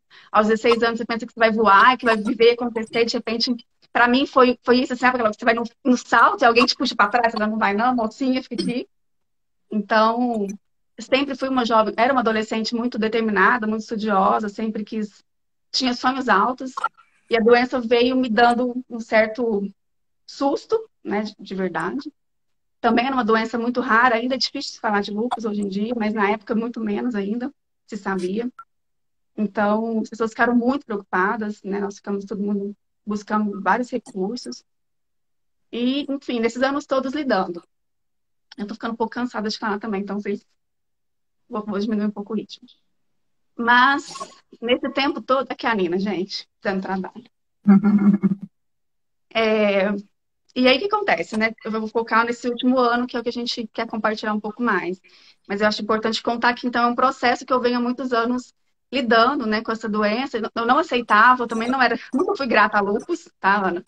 Recentemente eu comecei a ser, né, por entender, porque o meu próprio corpo e minha mente criaram isso em condições, não só isso, mas que teve uma função muito importante para quem eu sou hoje. Mas por um bom tempo eu tinha vergonha de falar. Eu não falaria nunca numa live que eu tenho lupus, pela minha vaidade, por vários outros motivos, por não querer mostrar como se fosse um defeito, sabe? Eu não falaria. E não falei por um bom tempo. E esse último processo eu acabei compartilhando muito até aqui no Instagram com as pessoas, por entender justamente essa questão de me mostrar de verdade, né? Não mostrar só essa Anne que viaja, que é feliz, que faz e acontece, né? Que é alegre, mas uma Anne que também tem suas fragilidades e suas dores. Eu acho que isso fez muito bem para mim e para as pessoas que estão comigo ao meu redor. Mas fato é que, né, do ano passado para cá, e as coisas não acontecem sozinhas, aconteceu também outras perdas, né? Eu fechei a casa, que era uma empresa de 10 anos, né, que era um sonho de projetos que eu estava há muito tempo, né, desenhando e trabalhava nela. Então, a casa fechou em 2020, teve o fim de um relacionamento também de muito tempo, junto disso, a descoberta de que meu rim tinha parado totalmente. Eu não esperava que fosse de imediato, né? Claro que tendo o processo já de adoecimento do renal, isso em algum momento poderia acontecer, ou iria acontecer, mas eu achava que aos poucos o rim ia dando sinais, né? Achei que aos poucos a creatina fosse subindo, o médico fosse me falar, não, em breve, ou daqui a um ano, para precisar de hemodiálise, enfim. E não foi o caso, né? Devido a uma crise de, de desidratação, o rim acabou perdendo a função mais rapidamente. E de uma hora para outra. Eu tinha acabado de chegar de viagem de férias, nessa, foi a mesma história, assim, parecida. Cheguei na quinta-feira de férias, no sábado eu estava no UTI, com a função renal já totalmente desequilibrada. Algo que aconteceu também em 2015, mas que em 2015, com a hidratação, a gente conseguiu reverter e o rim voltou a funcionar. Mas então eu fui com essa esperança de que não vou hidratar e vai dar certo. Até sair da internação e tentei, de alguma forma, um tratamento com medicina integrativa, de outras formas. E aí eu acho que também nesse lugar a gente parece muito, né? Assim, a busca de soluções, ela vem e a gente vai atrás, né? Assim, eu tenho um senso muito, muito prático também de buscar o que eu preciso. Mesmo com minha abordagem também filosófica sobre tudo isso, de entender o que está acontecendo, de sentir, de acolher, de tentar dar sentido. Até ouvi de uma pessoa, de uma terapeuta que eu achei que foi muito importante, falou, para de filosofar demais, você tem que ir para o modo sobrevivência, faz o que precisa fazer. Eu achei que isso foi muito importante. Mas, enfim, com o resultado, com a não regressão, né, digamos assim, do aumento ali da creatinina, em algum momento o meu médico falou, olha, a gente não pode correr o risco de você passar mal, devido à situação Covid, né, hospitais cheios, então nós precisamos que você já faça, comece a hemodiálise. Ele falou para mim de um jeito que na minha cabeça eu entendi que eu ia fazer uma hemodiálise, só uma sessão, e pronto, ia limpar meu organismo, ia ficar ótimo, tudo certo. Então, um dia que foi assim, o dia que meu mundo caiu, né? Meu chão se abriu. Foi o dia que eu fui a primeira vez a uma consulta e o médico que ia fazer um acompanhamento de hemodiálise me falou, foi me falando, ele foi falando aquelas coisas que o médico vai falando, e que você vai, cada hora é um susto, assim, né? E aí ele traz a questão de que eu teria que pôr um catéter, que seria um catéter mais longo, dali a pouco eu faria uma fístula para poder não precisar do catéter mais. E eu falei, gente, mas eu vou fazer só uma sessão, né, aqui na cabeça. E aí, de repente, eu perguntei, não, mas porque precisa disso tudo? Então, ele falou assim, você vai fazer o resto da sua vida. A hora que ele falou o resto da sua vida, foi isso, assim, meu mundo caiu mesmo, assim, né? E eu perguntei, que hora que eu posso começar a chorar? Que hora que eu posso começar a chorar? Ele falou, agora. Eu falei, então tá, vou chorar. E aí eu só chorei, me perguntava, obviamente, né, tipo, tem certeza que é isso mesmo? Ele ia tentando me convencer de que eu teria uma vida normal, de que as pessoas saem da hemodiálise e vão trabalhar, que as pessoas viajam, que teve um paciente dele que fez hemodiálise em Paris, e que é possível viajar. Ele falou assim, mas você não vai sair sem planejamento para uma viagem? Eu falei, eu faço isso, eu viajo sem planejamento. Não é, nem sempre eu vou para um lugar que tenha hemodiálise, eu quero meio do mato, eu quero, Para quem não enfim. sabe, a Ana é um ser muito livre, uma pessoa livre, que viaja, que gosta do inusitado, das surpresas da vida, né? Então, essa Sim, notícia é avassaladora. sim, sim. E, assim, é aquilo, né? Assim, tá. Em algum momento você vai elaborando, né? Mas no primeiro momento veio as perdas, assim, né? Então, muito mais que o medo, veio a tristeza para mim nesse momento, né? Porque veio a dor da perda, né? A dor de o que eu tô perdendo, a minha liberdade, né? Eu falo que até o fato de ter filhos, né? Que eu optei por não ter, para ter a minha liberdade dentro dos meus conceitos, eu me senti, falei, cara, eu não tive filhos para poder fazer isso, para poder viajar sem hora, para poder ter minha vida, ser dona do meu tempo, eu vou ter que ficar presa numa máquina. E essa era o discurso que eu ouvia dentro de mim, você vai ficar presa numa máquina, né? Presa numa máquina. E isso foi muito difícil, né, de elaborar. Um momento que você questionou E muito fé, né?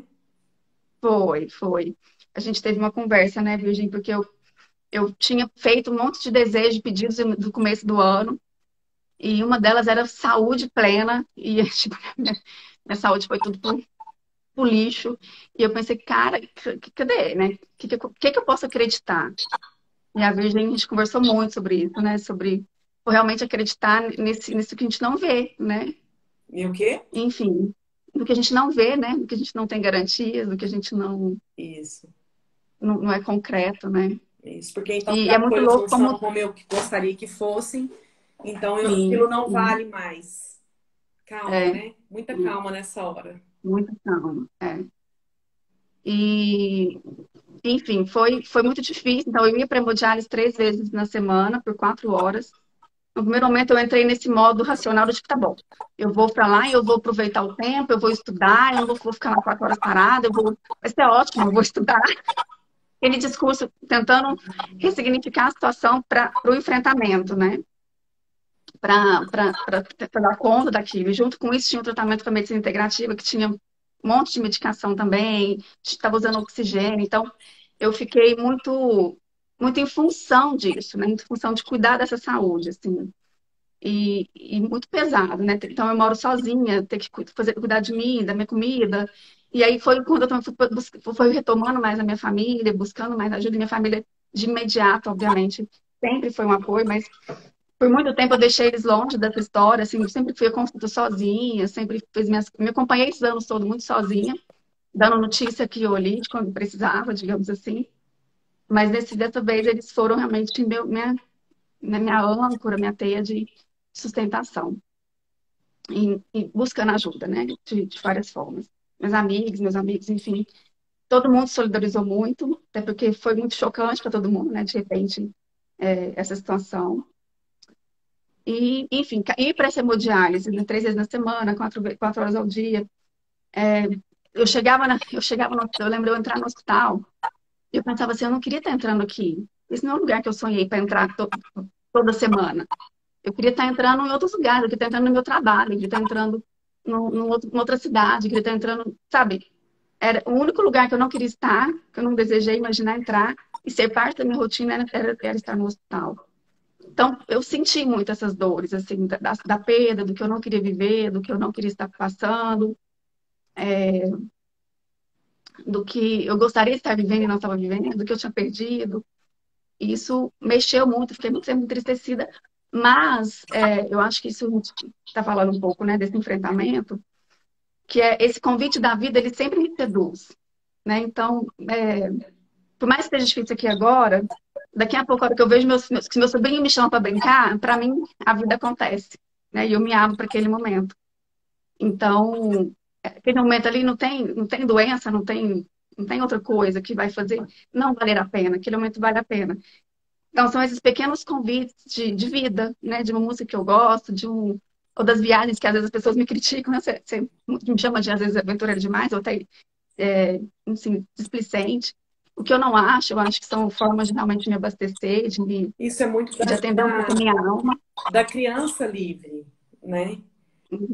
Acompanhando, por exemplo, o Daniel, que estava com leucemia, no momento em que ele teve a remissão dos sintomas e que a gente pôde brincar, eu fiquei observando isso. Ele, como criança, como ele não dá significado ao que está acontecendo com ele brinca, ele se entrega, ele diverte, ele ri. Aquele momento é lindo.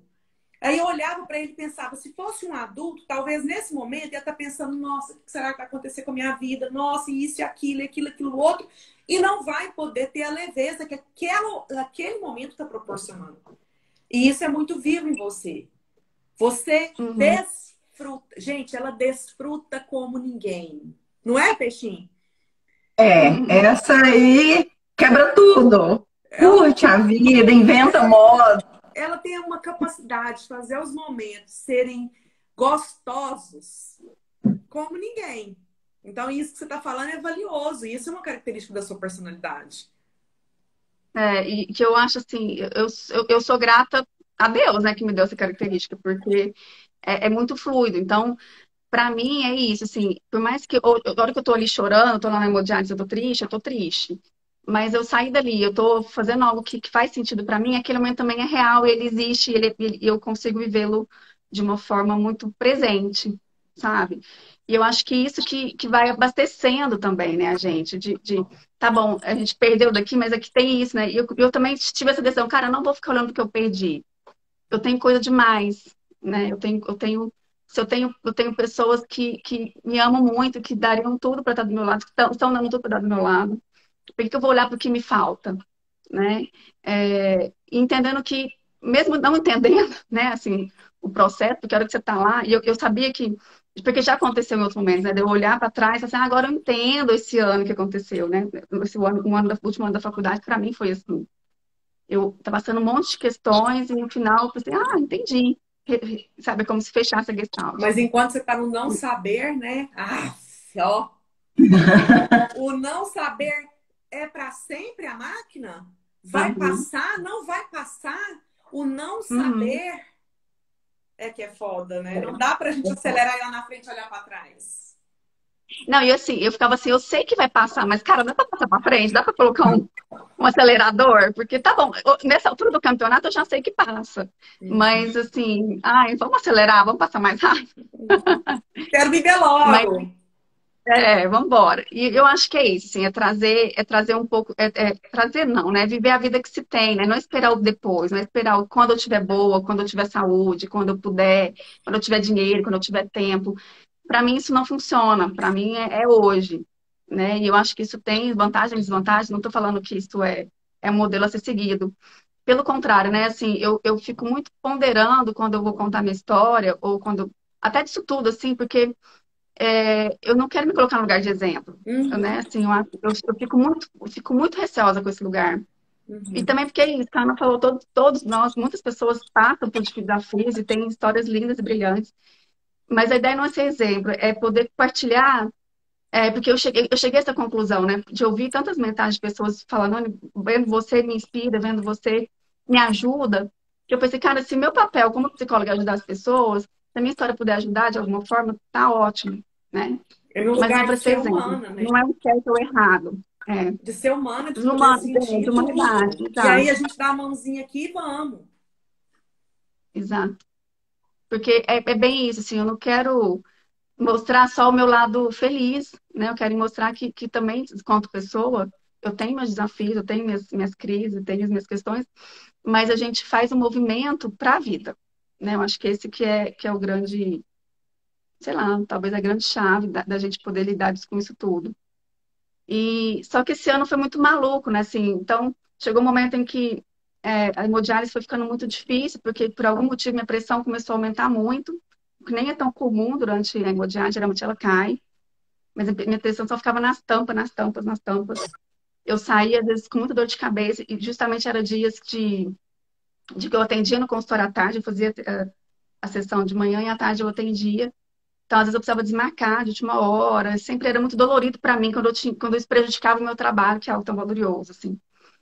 E às vezes eu tentava ir, mas não conseguia. A cabeça doía muito. E isso não melhorava, foi ficando mais sofrido. E até que o médico do trabalho do medicina integrativa falou, olha, acho que de fato você, tipo, pode ir pro transplante sim.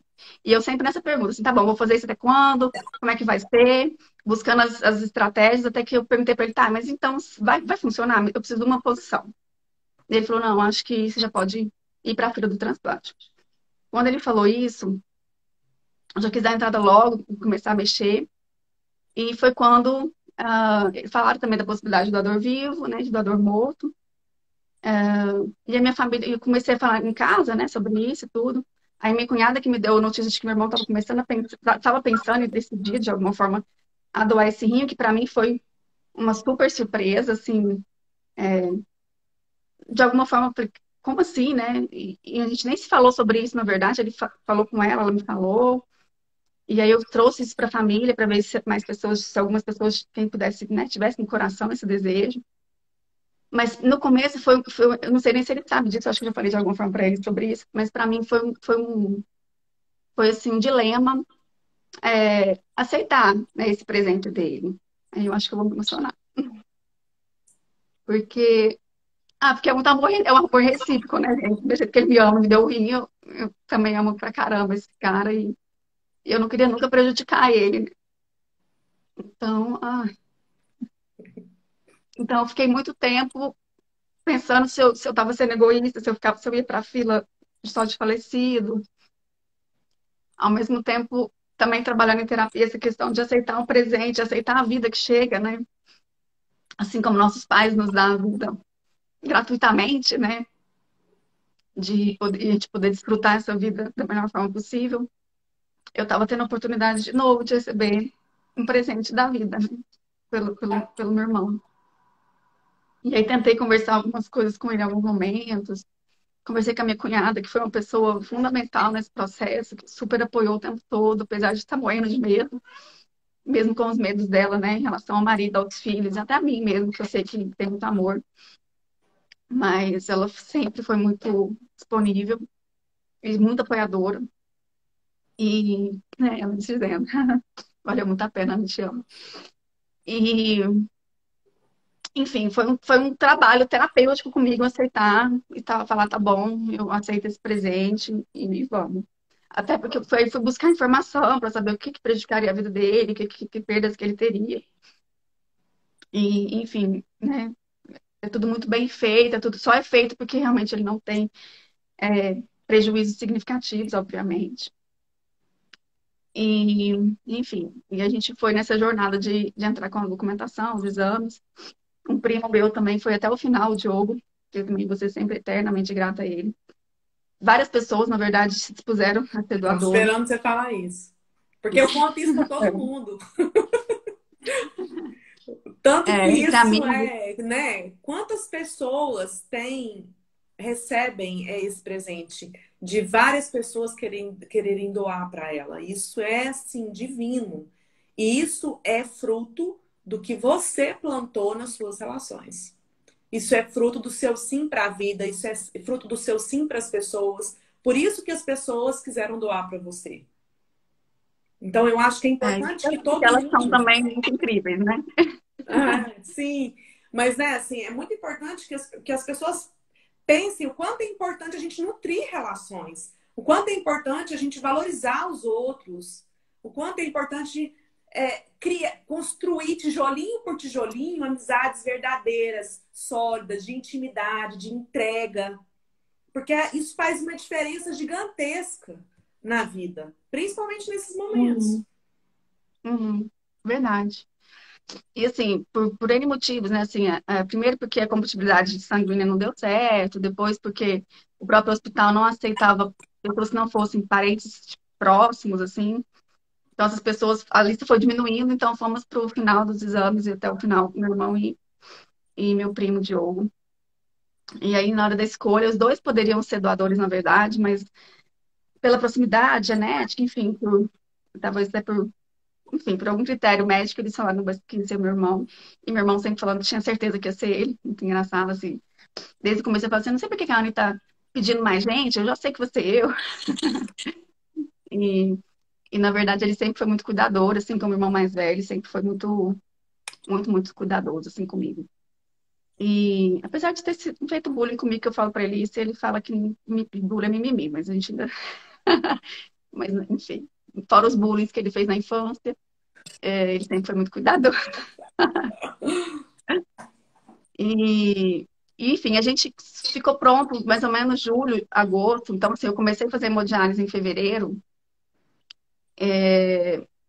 Julho, agosto, a gente já estava com tudo pronto. Só que não parou de fazer as cirurgias por conta do Covid. E eu fiquei, então a gente ficou esses 6 meses esperando liberar, né? Só que quando liberou meio que de última hora de novo, né? Aquela coisa com emoção, né? A gente foi, falei pra ela assim, olha, eu queria tanto que fosse dia 8, fazendo as contas ali de final de ano, até porque me falaram que eu tinha data para entrar para cirurgia, mas eu não tinha data para sair do hospital, que era para eu ficar, tipo, relaxa, você vai entrar e não sabe quando você vai sair. Teve um cara que é o Pedrinho, não sei nem se ele tá aqui. Primeiro transplantado com quem eu troquei ideia, assim, que me deram contato. E, nossa, cara, a história dele, assim, tudo podia dar errado no transplante dele deu, assim. Mas depois deu certo, assim. Mas ele passou, acho que 3 meses, se não me engano, muito tempo internado, deu problemas de várias formas. Quando ele falou assim, olha, eu vou te contar isso, mas não se baseie nisso. Eu pensava, cara, pode dar tanta coisa errada. Então, eu tive que lidar com todas essas possibilidades, né? Assim, era uma coisa... Até porque eu tenho o risco da rejeição, tenho o risco de outras questões que acontecem lá, de vírus que pega, um monte de coisa, assim, que pode acontecer. A sua salvação ou o seu cuidado não impacta só você, né? É pensar na responsabilidade do que gera no outro, que aí no caso foi o seu irmão, né? Mas o quanto isso impacta. E aí, sendo seu irmão, isso se torna algo familiar também. Igual você falou, né? Impacta os seus sobrinhos, a sua cunhada, os seus pais. Então, isso tem um peso, é uma decisão que para você ela veio com muita responsabilidade, ainda que não fosse você a controladora disso tudo. Mas o processo de viver isso aí, ele tem um peso que às vezes deve soar, não sei se foi para você, mas talvez para muitos pode soar como culpa, né? E que não necessariamente as coisas têm que vir como culpa, podem ser encaradas, eu nem gosto dessa palavra culpa, de olhar e falar qual é a responsabilidade nisso. Porque quando a gente fica olhando para as coisas talvez como culpa, a gente traz um caráter negativo. Quando a gente olha para isso como responsabilidade, você dissocia os papéis e fala, peraí, até onde é o meu domínio sobre isso e onde começa o dele, ou dos médicos, ou das variáveis que vão afetar. Né? Então, esse exercício de responsabilidade, ele vale para a vida e para você... Limite, né? De limite. E você contando isso, me vem essa questão, assim, né? Dessa responsabilidade sobre a vida do outro, mas até onde vai essa responsabilidade sua, né? Sim. Eu fiquei muito tocada quando você foi fazer o transplante de imaginar a sua mãe e o seu pai vendo os dois filhos entrando na sala de cirurgia. Eu só rezava para os dois. Eu acho que eu rezei mais para os dois do que para você. Obrigada. Mas muita gente falou, e isso também é uma preocupação minha, né? Como vão ficar meus pais, né? Esse lugar dos dois, enfim. Então, eu tive que lidar com muita coisa, e teve um momento que eu falei com a Maria Augusta, que é minha psicóloga, com algumas pessoas próximas, eu falei, cara, eu tô entendendo que esse tempo que o Covid está me pedindo também é para mim. Porque eu acho que se eu tivesse feito essa cirurgia lá em julho, agosto, assim, teria sido tudo já foi tudo muito rápido, né? Assim, então, de repente, chego de viagem, descubro, fico internada, dali a pouco eu vou para o meu diálise, dali a pouco eu tenho um rim novo, tipo, muito rápido. E eu precisei desse tempo para elaborar esse presente que meu irmão estava me dando, precisei de um tempo para elaborar, essa responsabilidade com a família, elaborar se eu esperar ou não, enfim. E quando você fala da culpa, eu trago também, aqui trabalhei muito a questão da dívida, né? Nossa, será que eu vou dever meu irmão agora o resto da vida? Né? Olha que E entender que esse interessante. é um presente mesmo impagável, né? Então, Sabe? eu não tenho que querer atender todas as expectativas do meu irmão a partir de agora, ou querer ser o que ele quer, ou enfim. Ele me deu a vida, e agora a vida é minha, estando comigo, eu vou fazer o meu melhor por ela, obviamente. É assim que se paga, né? É igual a vida que os nossos pais nos deram. É impagável. Não tem nada que eu vá fazer para o meu pai e para minha mãe que vai compensar o fato de que eles me deram a vida. Então, o que eu vou fazer com a Uhum, minha vida, o que eu vou fazer para frente? E é isso sim. que. E você faz muito esse movimento. E é isso, é poder cuidar da melhor forma, viver do meu melhor jeito, né? Da minha melhor versão, dos meus dentro dos meus valores, que às vezes vai ser diferente do deles, né? Mas que eu preciso viver do meu jeito, né?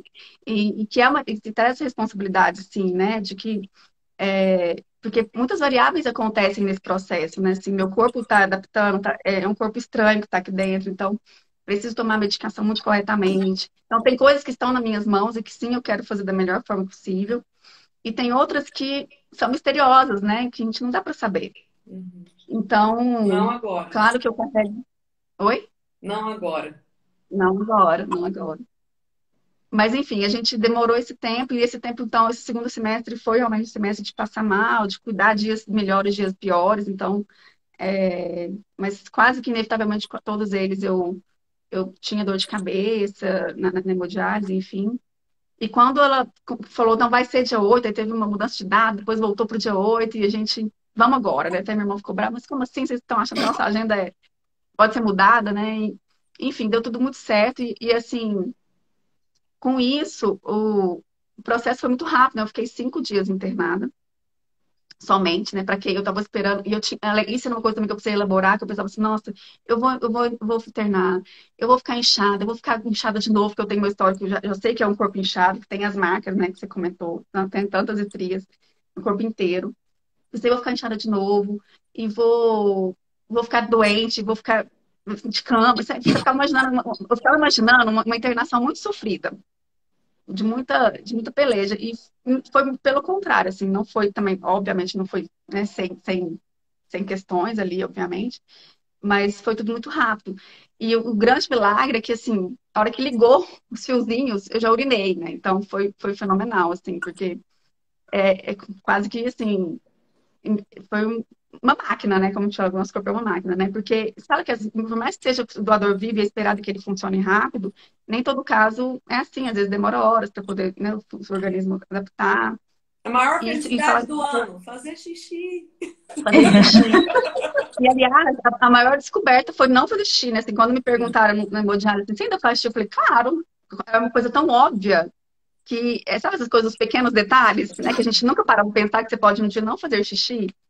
E eu falei, claro que faço xixi. Acho que logo, dali a um tempo, minha urina foi minguando, assim, não fiquei totalmente sem urinar, mas eu não fazia 100 ml de urina por dia. Então, eu precisava. Por isso que tinha a questão do líquido, né, de não poder tomar muito líquido até a próxima sessão, porque quanto mais eu ficasse inchado, mais eu tomava líquido, mais eu inchava, mais tinha que tirar líquido na hemodiálise. E de uma forma isso interferia ali na minha pressão interna, né, enfim, no meu bem-estar ou não na relação à hemodiálise.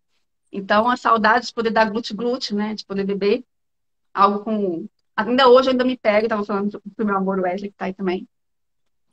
Nossa, eu ainda estranho, às vezes eu vou pedir uma bebida, eu tendo a beber pouco, eu esqueço que eu posso beber o copo inteiro, sabe? De tanto que ainda a mente ainda está acostumada com aquela coisa regrada. Assim, né? É Mas, interessante olhar para nós três, assim, né? Você de poder beber água, de poder fazer xixi. Sim, vamos simplificar demais, né? Mas vamos pegar o peixe de poder falar, de poder comer, Abrir a boca, abrir a gente. Minha boca. boca abriu isso aqui, né? E é um órgão vital, entrar comida, falar, eu falo pra caramba, né? Bocejar, enfim. Né? Eu e E o seu é o Vitória, coração bater, né? O seu a gente coração, está aliás, o ameaçado coração pela bater. morte. E saber que você pode respirar, né? O É, seu. que eu posso dormir, né? Que prova que é mais fácil, é assim, claro que todo mundo pode morrer dormindo, mas que eu vou dormir e vou amanhecer. Então são Aham. coisas tão básicas, né? tão simples. E o quanto a saúde é valiosa. O quanto o fato de poder urinar, beber água, comer, falar, fazer xixi, respirar, dormir, piscar, porque o peixe, né, ficou com uma paralisia. Isso mexe muito com a gente. Muito, muito, gente. Assim, o fato de eu estar usando catéter, né, que também foi outra limitação. Até meu último post teve a ver com isso, né? Desde fevereiro que eu não podia tomar um banho direito, porque eu não podia molhar. Então, aquela coisa de tomar banho, não podia lavar a cabeça, né? Assim, de poder ter aquele banho que te lava a alma, não poder mergulhar. E, enfim, assim, eu até brinco, né? Porque até isso acho que foi legal, né? Eu não pude fazer fístula porque minhas veias são muito fininhas, então não tinha veia calibrosa para colocar a fístula. O que, por um lado, para mim foi ótimo, porque eu não tenho mais essa marca, porque quando faz na fístula fica uma marca complicada, assim, fica um estufado, assim, fica, né? Fica bem esquisito assim o braço. E hoje meu corpo tá totalmente isento, né? Desses apetrechos, digamos assim, né? E aí, então, nesse final de semana que agora minha cicatriz já cicatrizou, né, da cirurgia, e eu pude entrar na água e dar aquele mergulho, falei, cara, quanto tempo, né? Eu olhava para a piscina, meu pai comprou um rancho esse ano, então eu ainda não tinha entrado lá com toda a minha... Eu entrava só sentada, né? Quando eu vou à cachoeira, sempre sentada. Mas eu acho que até isso, né? Quando por exemplo, um dia que eu fui à cachoeira, eu falei assim, cara, eu não posso entrar debaixo da cachoeira, mas eu posso sentar na água. E eu acho que isso é uma coisa que eu quero compartilhar também, assim, é de poder, de novo, o que que eu tenho, o que que eu posso, em vez de focar no que eu não posso, no que eu perdi, né? O que que eu posso? Eu não posso mergulhar, mas eu posso, sim, ver a água, sentar na água, ver a cachoeira, sentir aquela energia. Por que que eu não vou? Né? Eu não posso mergulhar, mas eu posso sentar na beira da piscina e brincar com meu sobrinho. Né? Então, é de poder ver o que eu posso, né? De poder, o que dá para viver? Ainda, porque a vida ela é muito mudante, né, gente? Talvez a gente fica limitado naquele desejo, naquela situação e esquece de viver outras coisas, outras oportunidades, outras diversões, outros aprendizados que a gente pode ter de outras formas. E falando disso, falando disso da vida, assim, que foi algo que me afetou e que tem a ver também com o contexto das pessoas que a gente se relacionou, essa questão da finitude mesmo. Porque aqui a gente está falando da gente desejando viver e, ao mesmo tempo, a gente não tem qualquer controle sobre isso. A gente está aqui pelejando para viver, mas poderia ter morrido de Covid, poderia ter sido atropelado, o que quer que seja, né? Poderia ter acontecido alguma coisa. E nesse contexto todo, a gente veio passando pela pandemia, em que houve muita perda, né? E particularmente aqui do nosso ciclo também, que uma colega nossa de faculdade, amiga nossa de faculdade, que a Thaís viveu muito comigo esse processo do meu acidente, e ela conversando comigo, porque ela não morava aqui, conversando e falando, eu vou vender minhas bicicletas, estou morrendo de medo, não sei o quê. E eu falei, não. E eu mandava foto de capacete para ela, pedala, com cuidado, enfim. E aí, 6 meses depois, num acidente de carro, a Thaís morre. E isso mexeu demais comigo. Porque toda essa questão, assim, de olhar e falar assim, gente... A gente pelejando para viver, ela estava conversando comigo disso. Um dos áudios que um dia ela me mandou, ela falou assim, Ana, eu sei que você não pode falar muito, mas eu estou aqui para conversar com você. Estou vendo uma árvore, tem um passarinho nele, olha o ninho. Ela estava esperando para entrar num consultório, ela aproveitou esse momento para me mandar uma mensagem. Eu não conseguia apagar as mensagens dela ainda do meu celular, e já faz 1 ano que ela faleceu, né? E a vida é muito efêmera, né? Então, nós estamos falando aqui da nossa superação, e tem tantas outras coisas que a gente enfrenta no dia a dia, e que, de repente, tem perdas que sacodem a gente e falam assim, acontece, né? A Thaís estava falando comigo do que ela estava com medo o que ela estava com medo de fazer e se machucar, e num acidente de carro a Thaís se foi. E deixou 2 filhas pequenas, e um marido, e uma história, e ela estava super engajada também com a psicologia. Então, nossa, assim, aí essa coisa da gente olhar e falar, estamos aqui, É viver cada dia mesmo. Às vezes soa tão frase de autoajuda, mas é isso. A gente não sabe quando vai estar, até quando vai estar. E se tem um problema, é enfrentar, encarar na medida do possível, porque a gente está na vida, que foi isso que você falou, né, Virginia? A gente está na vida. E a vida, ela vai vir com altos e baixos. Eu e a Ana, a gente já foi assaltada e sequestradas juntas, né? Fomos soltas, ainda bem que estamos aqui para contar essa história. Mas, assim, tantas coisinhas que podem acontecer no caminho e que você fala, opa, foi quase, opa, foi quase. E que se a gente não olhar para os problemas e ir selecionando o que é realmente problema, isso aqui então eu vou resolver, não, isso aqui não é do meu departamento, não me envolvo, ou isso não é para agora, isso aqui eu posso deixar para depois, porque eu preciso me dedicar para isso aqui e fazer as escolhas de vida, né? De repente a coisa passa e você fala, o que eu aproveitei? Né? Naquele momento que eu caí, se eu tivesse aberto os olhos e não estar ali no chão, né, aqui na terra, eu tivesse em qualquer outro lugar, seja o que for que existe, né? Se nessa consciência da gente pensar uma travessia, eu tivesse falado, opa, não estou mais no plano terreno, eu teria morrido com uma sensação de que eu vivi bem, de que eu consegui construir as relações que eu desejei. Eu queria ter vivido muito mais, né? Mas, assim, olhar e falar assim, poxa, até aqui, nossa, valeu a pena demais. E tanto valeu que eu queria estar na vida e desejar a vida, né? E nós teremos muitos enfrentamentos, a gente não sabe se talvez estaremos numa outra história contando algum perrengue. Talvez seja nem tanto um drama, assim. Pode ser que a gente conte aí das dificuldades, sei lá, de criar filho, ou de pagar as contas, ou numa aula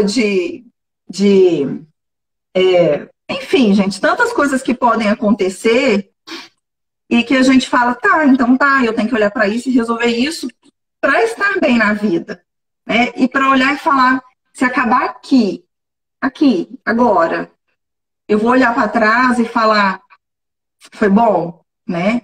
Porque a gente não sabe até onde vai. Era isso que eu ia falar. Que essa coisa da finalização, do dar de cara com a morte. Que quando eu percebi que eu poderia dar alguma coisa errada na cirurgia, eu escrevi cartas, eu fiz coisas, eu pensei o que eu queria dizer para quem, eu peguei minhas contas, entreguei as senhas todas. Eu organizei que caso eu fosse, sabe, já estava tudo pronto. Então, né, assim, um dar de cara com a morte. Essa coisa do de cara com a morte, para mim, ela veio lá nos 16, né? Muito, muito jovem ainda, né? Então, e eu acho que eu vivi muito, muito tempo namorando essa morte, né? Minha terapeuta fala muito isso, enquanto eu namorei a morte muito tempo, assim, até de testá-la em outros momentos, sabe? Mas que eu acho que ela trouxe, assim, acho que eu já tinha essa coisa de muitos sonhos, de querer viver, já sempre fui muito, fiz muita coisa na minha adolescência, eu fui muito, muito proativa, cantava, vinha na igreja, era coordenadora, tinha uma vida muito já ativa, mas eu acho que isso, a emergência de viver aquilo que faz sentido, né? Eu acho que essa que foi uma mudança para mim, assim, porque às vezes a gente fica vivendo muito atendendo expectativas, né? Expectativas, aprendizados. E aí, quando você se depara com a morte, assim, cara, isso tem que fazer sentido. Tá aqui, tem que valer a pena. Tem que valer a pena por aquilo que é valoroso para mim e para as pessoas que eu amo, obviamente. Mas tem que fazer sentido. No sentido que é meu, que é pessoal, que é de cada um de nós, né? E eu acho que é isso que eu tendo a viver, assim. Eu não me permito ficar num lugar que não faz mais sentido. Seja ele profissional, relacionamento, seja... enfim... seja uma festa que eu esteja que não faça sentido estar lá, eu vou embora. Então, por isso que eu falo que passa um pouco por essa pegada meio filosófica, eu estou o tempo todo buscando esse sentido de estar vivendo ou de ressignificar aquela experiência. E eu queria só trazer mais duas coisas, assim. Porque teve um momento, apesar disso tudo, né, desse tempo todo, que eu sinto é que, assim, a hora que vinha a situação, eu respiro fundo e falo, tá bom, eu vou. Então, eu comecei a perceber, reconhecer o meu ato de coragem em viver, né, de reconhecer, nossa, mulher, você é corajosa, né, me achar corajosa, de ver a minha força, né, de falar assim, cara, eu não tenho que ficar com com uma humildade falsa, uma modéstia. Nossa, não, não, cara, eu tenho uma força de vida do caramba, né? Pra não falar outra coisa. E isso tá aqui, e isso, né, é meu, e eu tenho, e que eu posso admirar, e eu posso levar isso. E teve um momento que eu estava primeiro com o catéter aqui no peito e ele infeccionou e eu precisei ficar internada pouco antes da minha cirurgia do transplante para poder trocar o catéter. Primeiro para descobrir que era que infecção que era, até descobrir que era no catéter, não chegou aí no sangue, então foi menos mal. Mas aí precisou colocar o catéter aqui no pescoço. Aí a vaidosa, que a autoestima lá em cima, falou: não, fodeu, eu não vou ficar com uma antena, né? E aquilo ali foi muito triste, assim. A Débora estava lá comigo, não sei se ela tá aí ainda, ela estava. Mas no dia que foi colocar, ela tava assim, um dia que eu chorei o dia inteiro, eu chorei o dia inteiro no hospital. Eu só não chorei no momento que ela tava lá, que a gente foi fazer a nossa dancinha do Rios. Que a presença dela foi fundamental nesse dia. Mas no momento em que começou, que colocou, até, sei lá, 24 horas depois, eu só chorava. Tanto que a senhorinha que tava do lado, ela me deu a santinha dela. Ela falava: nossa, nós estamos judiando demais dela. Ela ficou muito solidária, a minha dor. Porque eu fiquei muito chocada, muito, eu não conformava. Mas na hora que tava furando para colocar, vou ficar mesmo, eu chorava, eu tava chorando, eles colocando e eu chorando lágrimas, lágrimas, lágrimas. E eu pensei assim: não importa, eu quero viver. Eu quero viver. E aí eu quis dizer isso para quem estivesse me ouvindo, para Deus, para o universo, para que força que fosse, para falar assim: olha, eu tô achando ruim, eu não tô gostando disso, mas não quer dizer que eu não quero estar viva. Eu quero viver. E vai ser com isso. Se for com isso, vai ser com isso. Né? Então, quando você fala não tem outra escolha, eu vejo não tem outra escolha, né? A gente vai viver, vamos viver. Se estiver com estria, se estiver com coisas, né, no nosso corpo como vocês estão, a gente vai fazer o que for possível para viver, porque é muito precioso estar aqui, né? E aí estar aqui e estar aqui com sentido, né? Vivendo, acho que é dando à nossa vida essa conotação pessoal que é o que faz valer a pena. Eu acho que nosso trabalho, a gente busca isso muito para levar para as pessoas, né? Que você faz que te dá sentido? Por que você acorda todos os dias? Né? Nas pequenas, por que você paga contas, né, Ana? Por que você quer ter filhos ou não? Mas no sentido de qual o sentido para você? De não ser só atender as demandas de padrões, enfim, de coisas outras que às vezes não chegam, né? Que a gente às vezes diz sim. E esse lugar que você traz também, né, de ser cuidadoras, né? É tão mais fácil a gente querer fazer pelo outro, e a gente esquecer de se questionar o que realmente faz sentido. Então, é desse jeito que eu tenho vivido, né? E aí, depois, com essa coisa toda, né, com o final do ano, eu falo que eu ganhei o combo, né? Que eu ganhei um rim, mas ganhei um novo amor, que tem me feito super bem. Então, é poder olhar para trás e, cara, isso que é fé, né, Virgem? Eu tava doida pra você contar essa parte. Porque aquilo que eu pedi lá no começo do ano, eu entendi que não daria para acontecer daquele jeito, como eu pensei que seria. Né? Eu precisei passar por todas essas perdas para poder chegar ao que realmente eu estava pedindo. Né? E não foi do jeito que eu imaginei, foi a custa de dor, mas foi a custa de milagres, assim, né? Cara, eu tenho um rim agora que eu falo, eu nunca tive uma creatina tão boa. E com uma pessoa, um parceiro super, super parceiro, assim, um amor, enfim. Com a família, minha família muito mais unida, a gente muito mais uns pelos outros.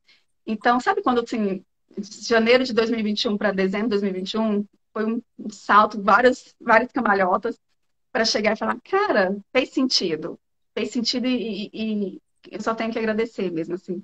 Mesmo estando lidando, né, como eu disse, estou lidando com corticóide, já engordei 6 quilos, eu acho que vai me engordar mais, o time vai ficando gordo. Então, o medo do corticóide, porque é uma experiência já traumática, né?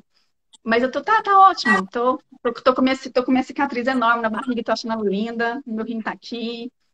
E, enfim, né? De poder realmente entender que a vida é processual, né? Eu falo muito isso. A vida é um processo mesmo, né? A gente nunca tá pronto, nunca vai estar. E vai estar sempre acontecendo coisas, né? A gente vai estar sempre se descobrindo e se desafiando e se ampliando, à medida que a gente também se abre para poder se ver nessas situações né, e se rever. Então, é isso, né? A gente acho que a gente vai encontrando essa força, e eu acho que eu quero também trazer muito, vocês trouxeram essa rede, e eu senti, quando eu saí da cirurgia, no dia da cirurgia a gente internou antes, eu e meu irmão, e a gente estava muito tranquilo, assim, muito engraçado, os dois, ele aparentemente tranquilo também, mas acho que ele estava. apesar de que a pressão dele aumentou um pouquinho. Mas a gente estava super de boa, os dois esperando chegar o outro dia. E aí a gente foi para cirurgia. Na cirurgia, a equipe médica, e aí eu fui pelo SUS, então eu também quero falar muito sobre isso, né? Sempre viva o SUS, né? Então, todo o meu tratamento esses anos todos foi via SUS. Uma cirurgia foi via SUS, medicação que eu tenho pegado. Então, e é isso, a qualidade do atendimento, né, dos profissionais, dos médicos, principalmente da equipe de enfermagem, eu sou grata a vida inteira, porque dependo muito do serviço dessas pessoas. E aí, quando sai da cirurgia, a gente fez a cirurgia, eu dormi o tempo todo. Para mim, a cirurgia foi nada, né? Foi mágica, porque eu dormi, acordei já urinando, e naquela coisa, e eles já me falaram que eu tava saindo, eu já saí dando tchau lá para minha família, gente, amo vocês. E me veio essa alegria que a gente compartilhou, né, Ana? Essa alegria do pós, e cara, deu certo, né, assim, que incrível.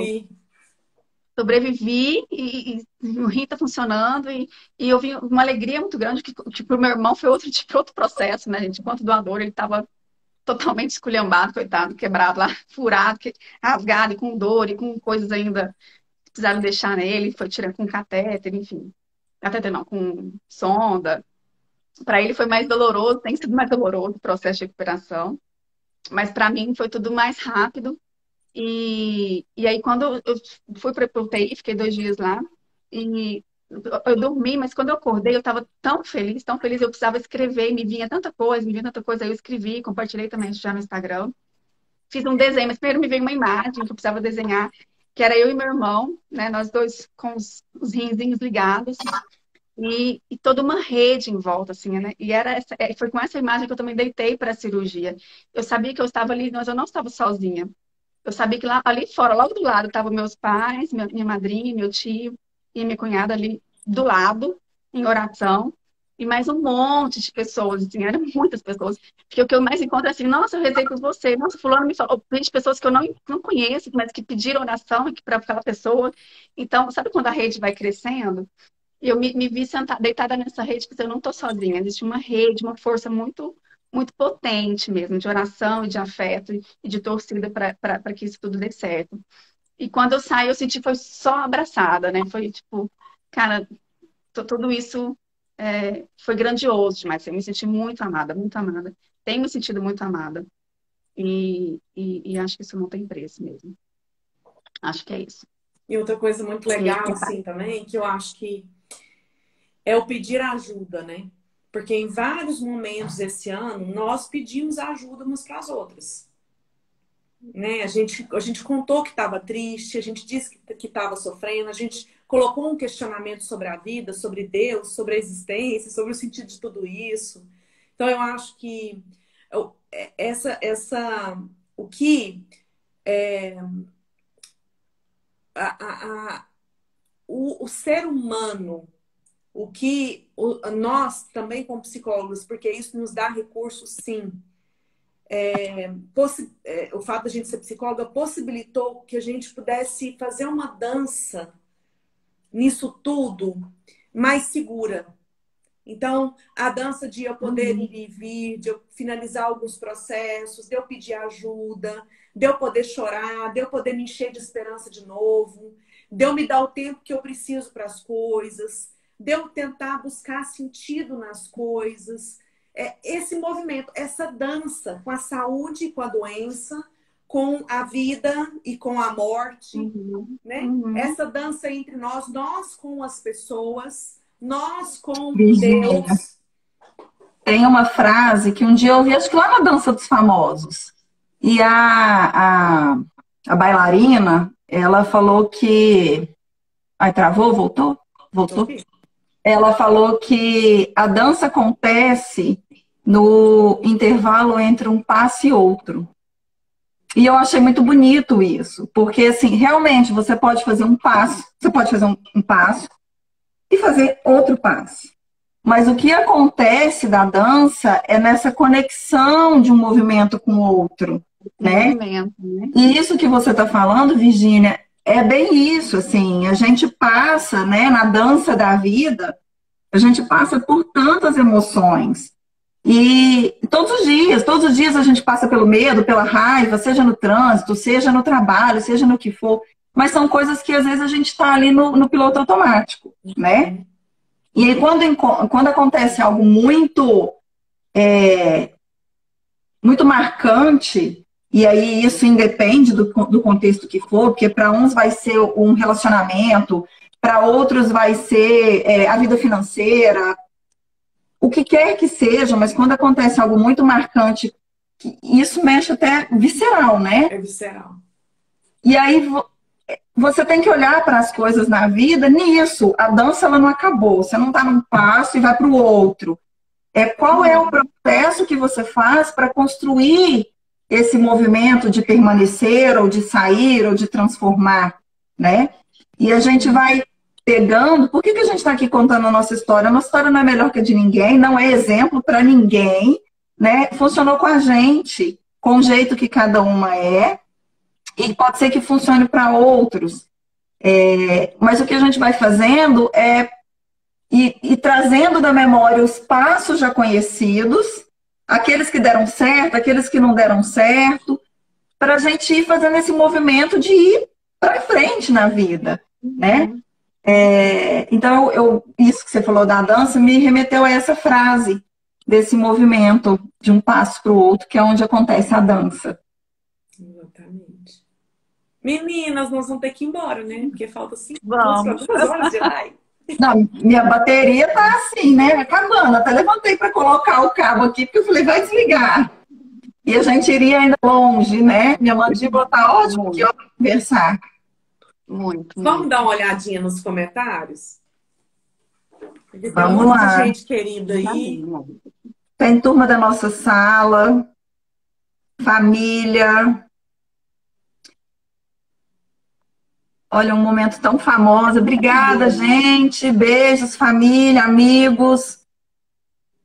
Amigos de infância, primeiro melhor amigo. Um monte de gente da nossa turma entrou, com o maior amor do mundo, Uhum. né? Teve declaração de amor, Né?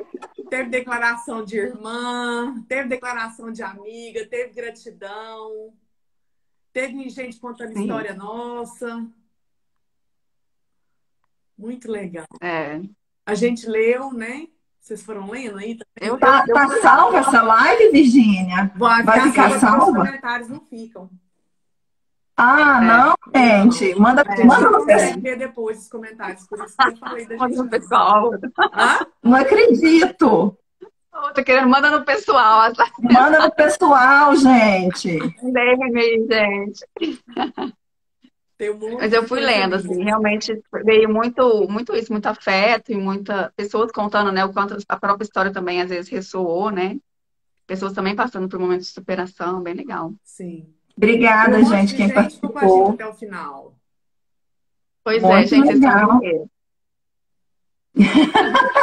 Vai ficar gravado. A gente tem que geralmente no ESA, a gente só deixa 24 horas gravada.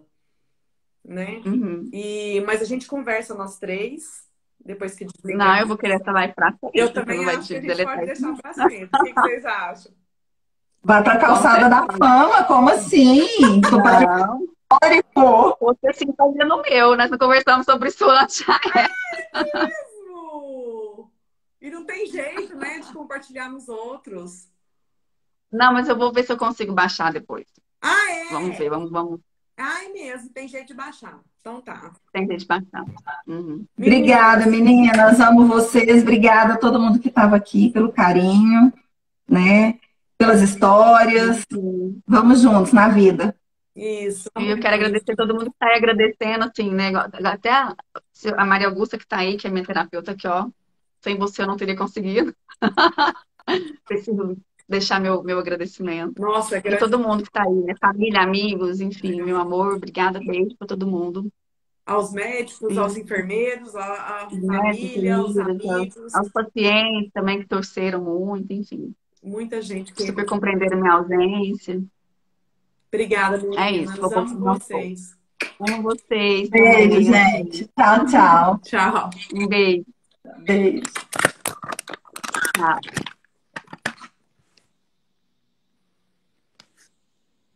Como que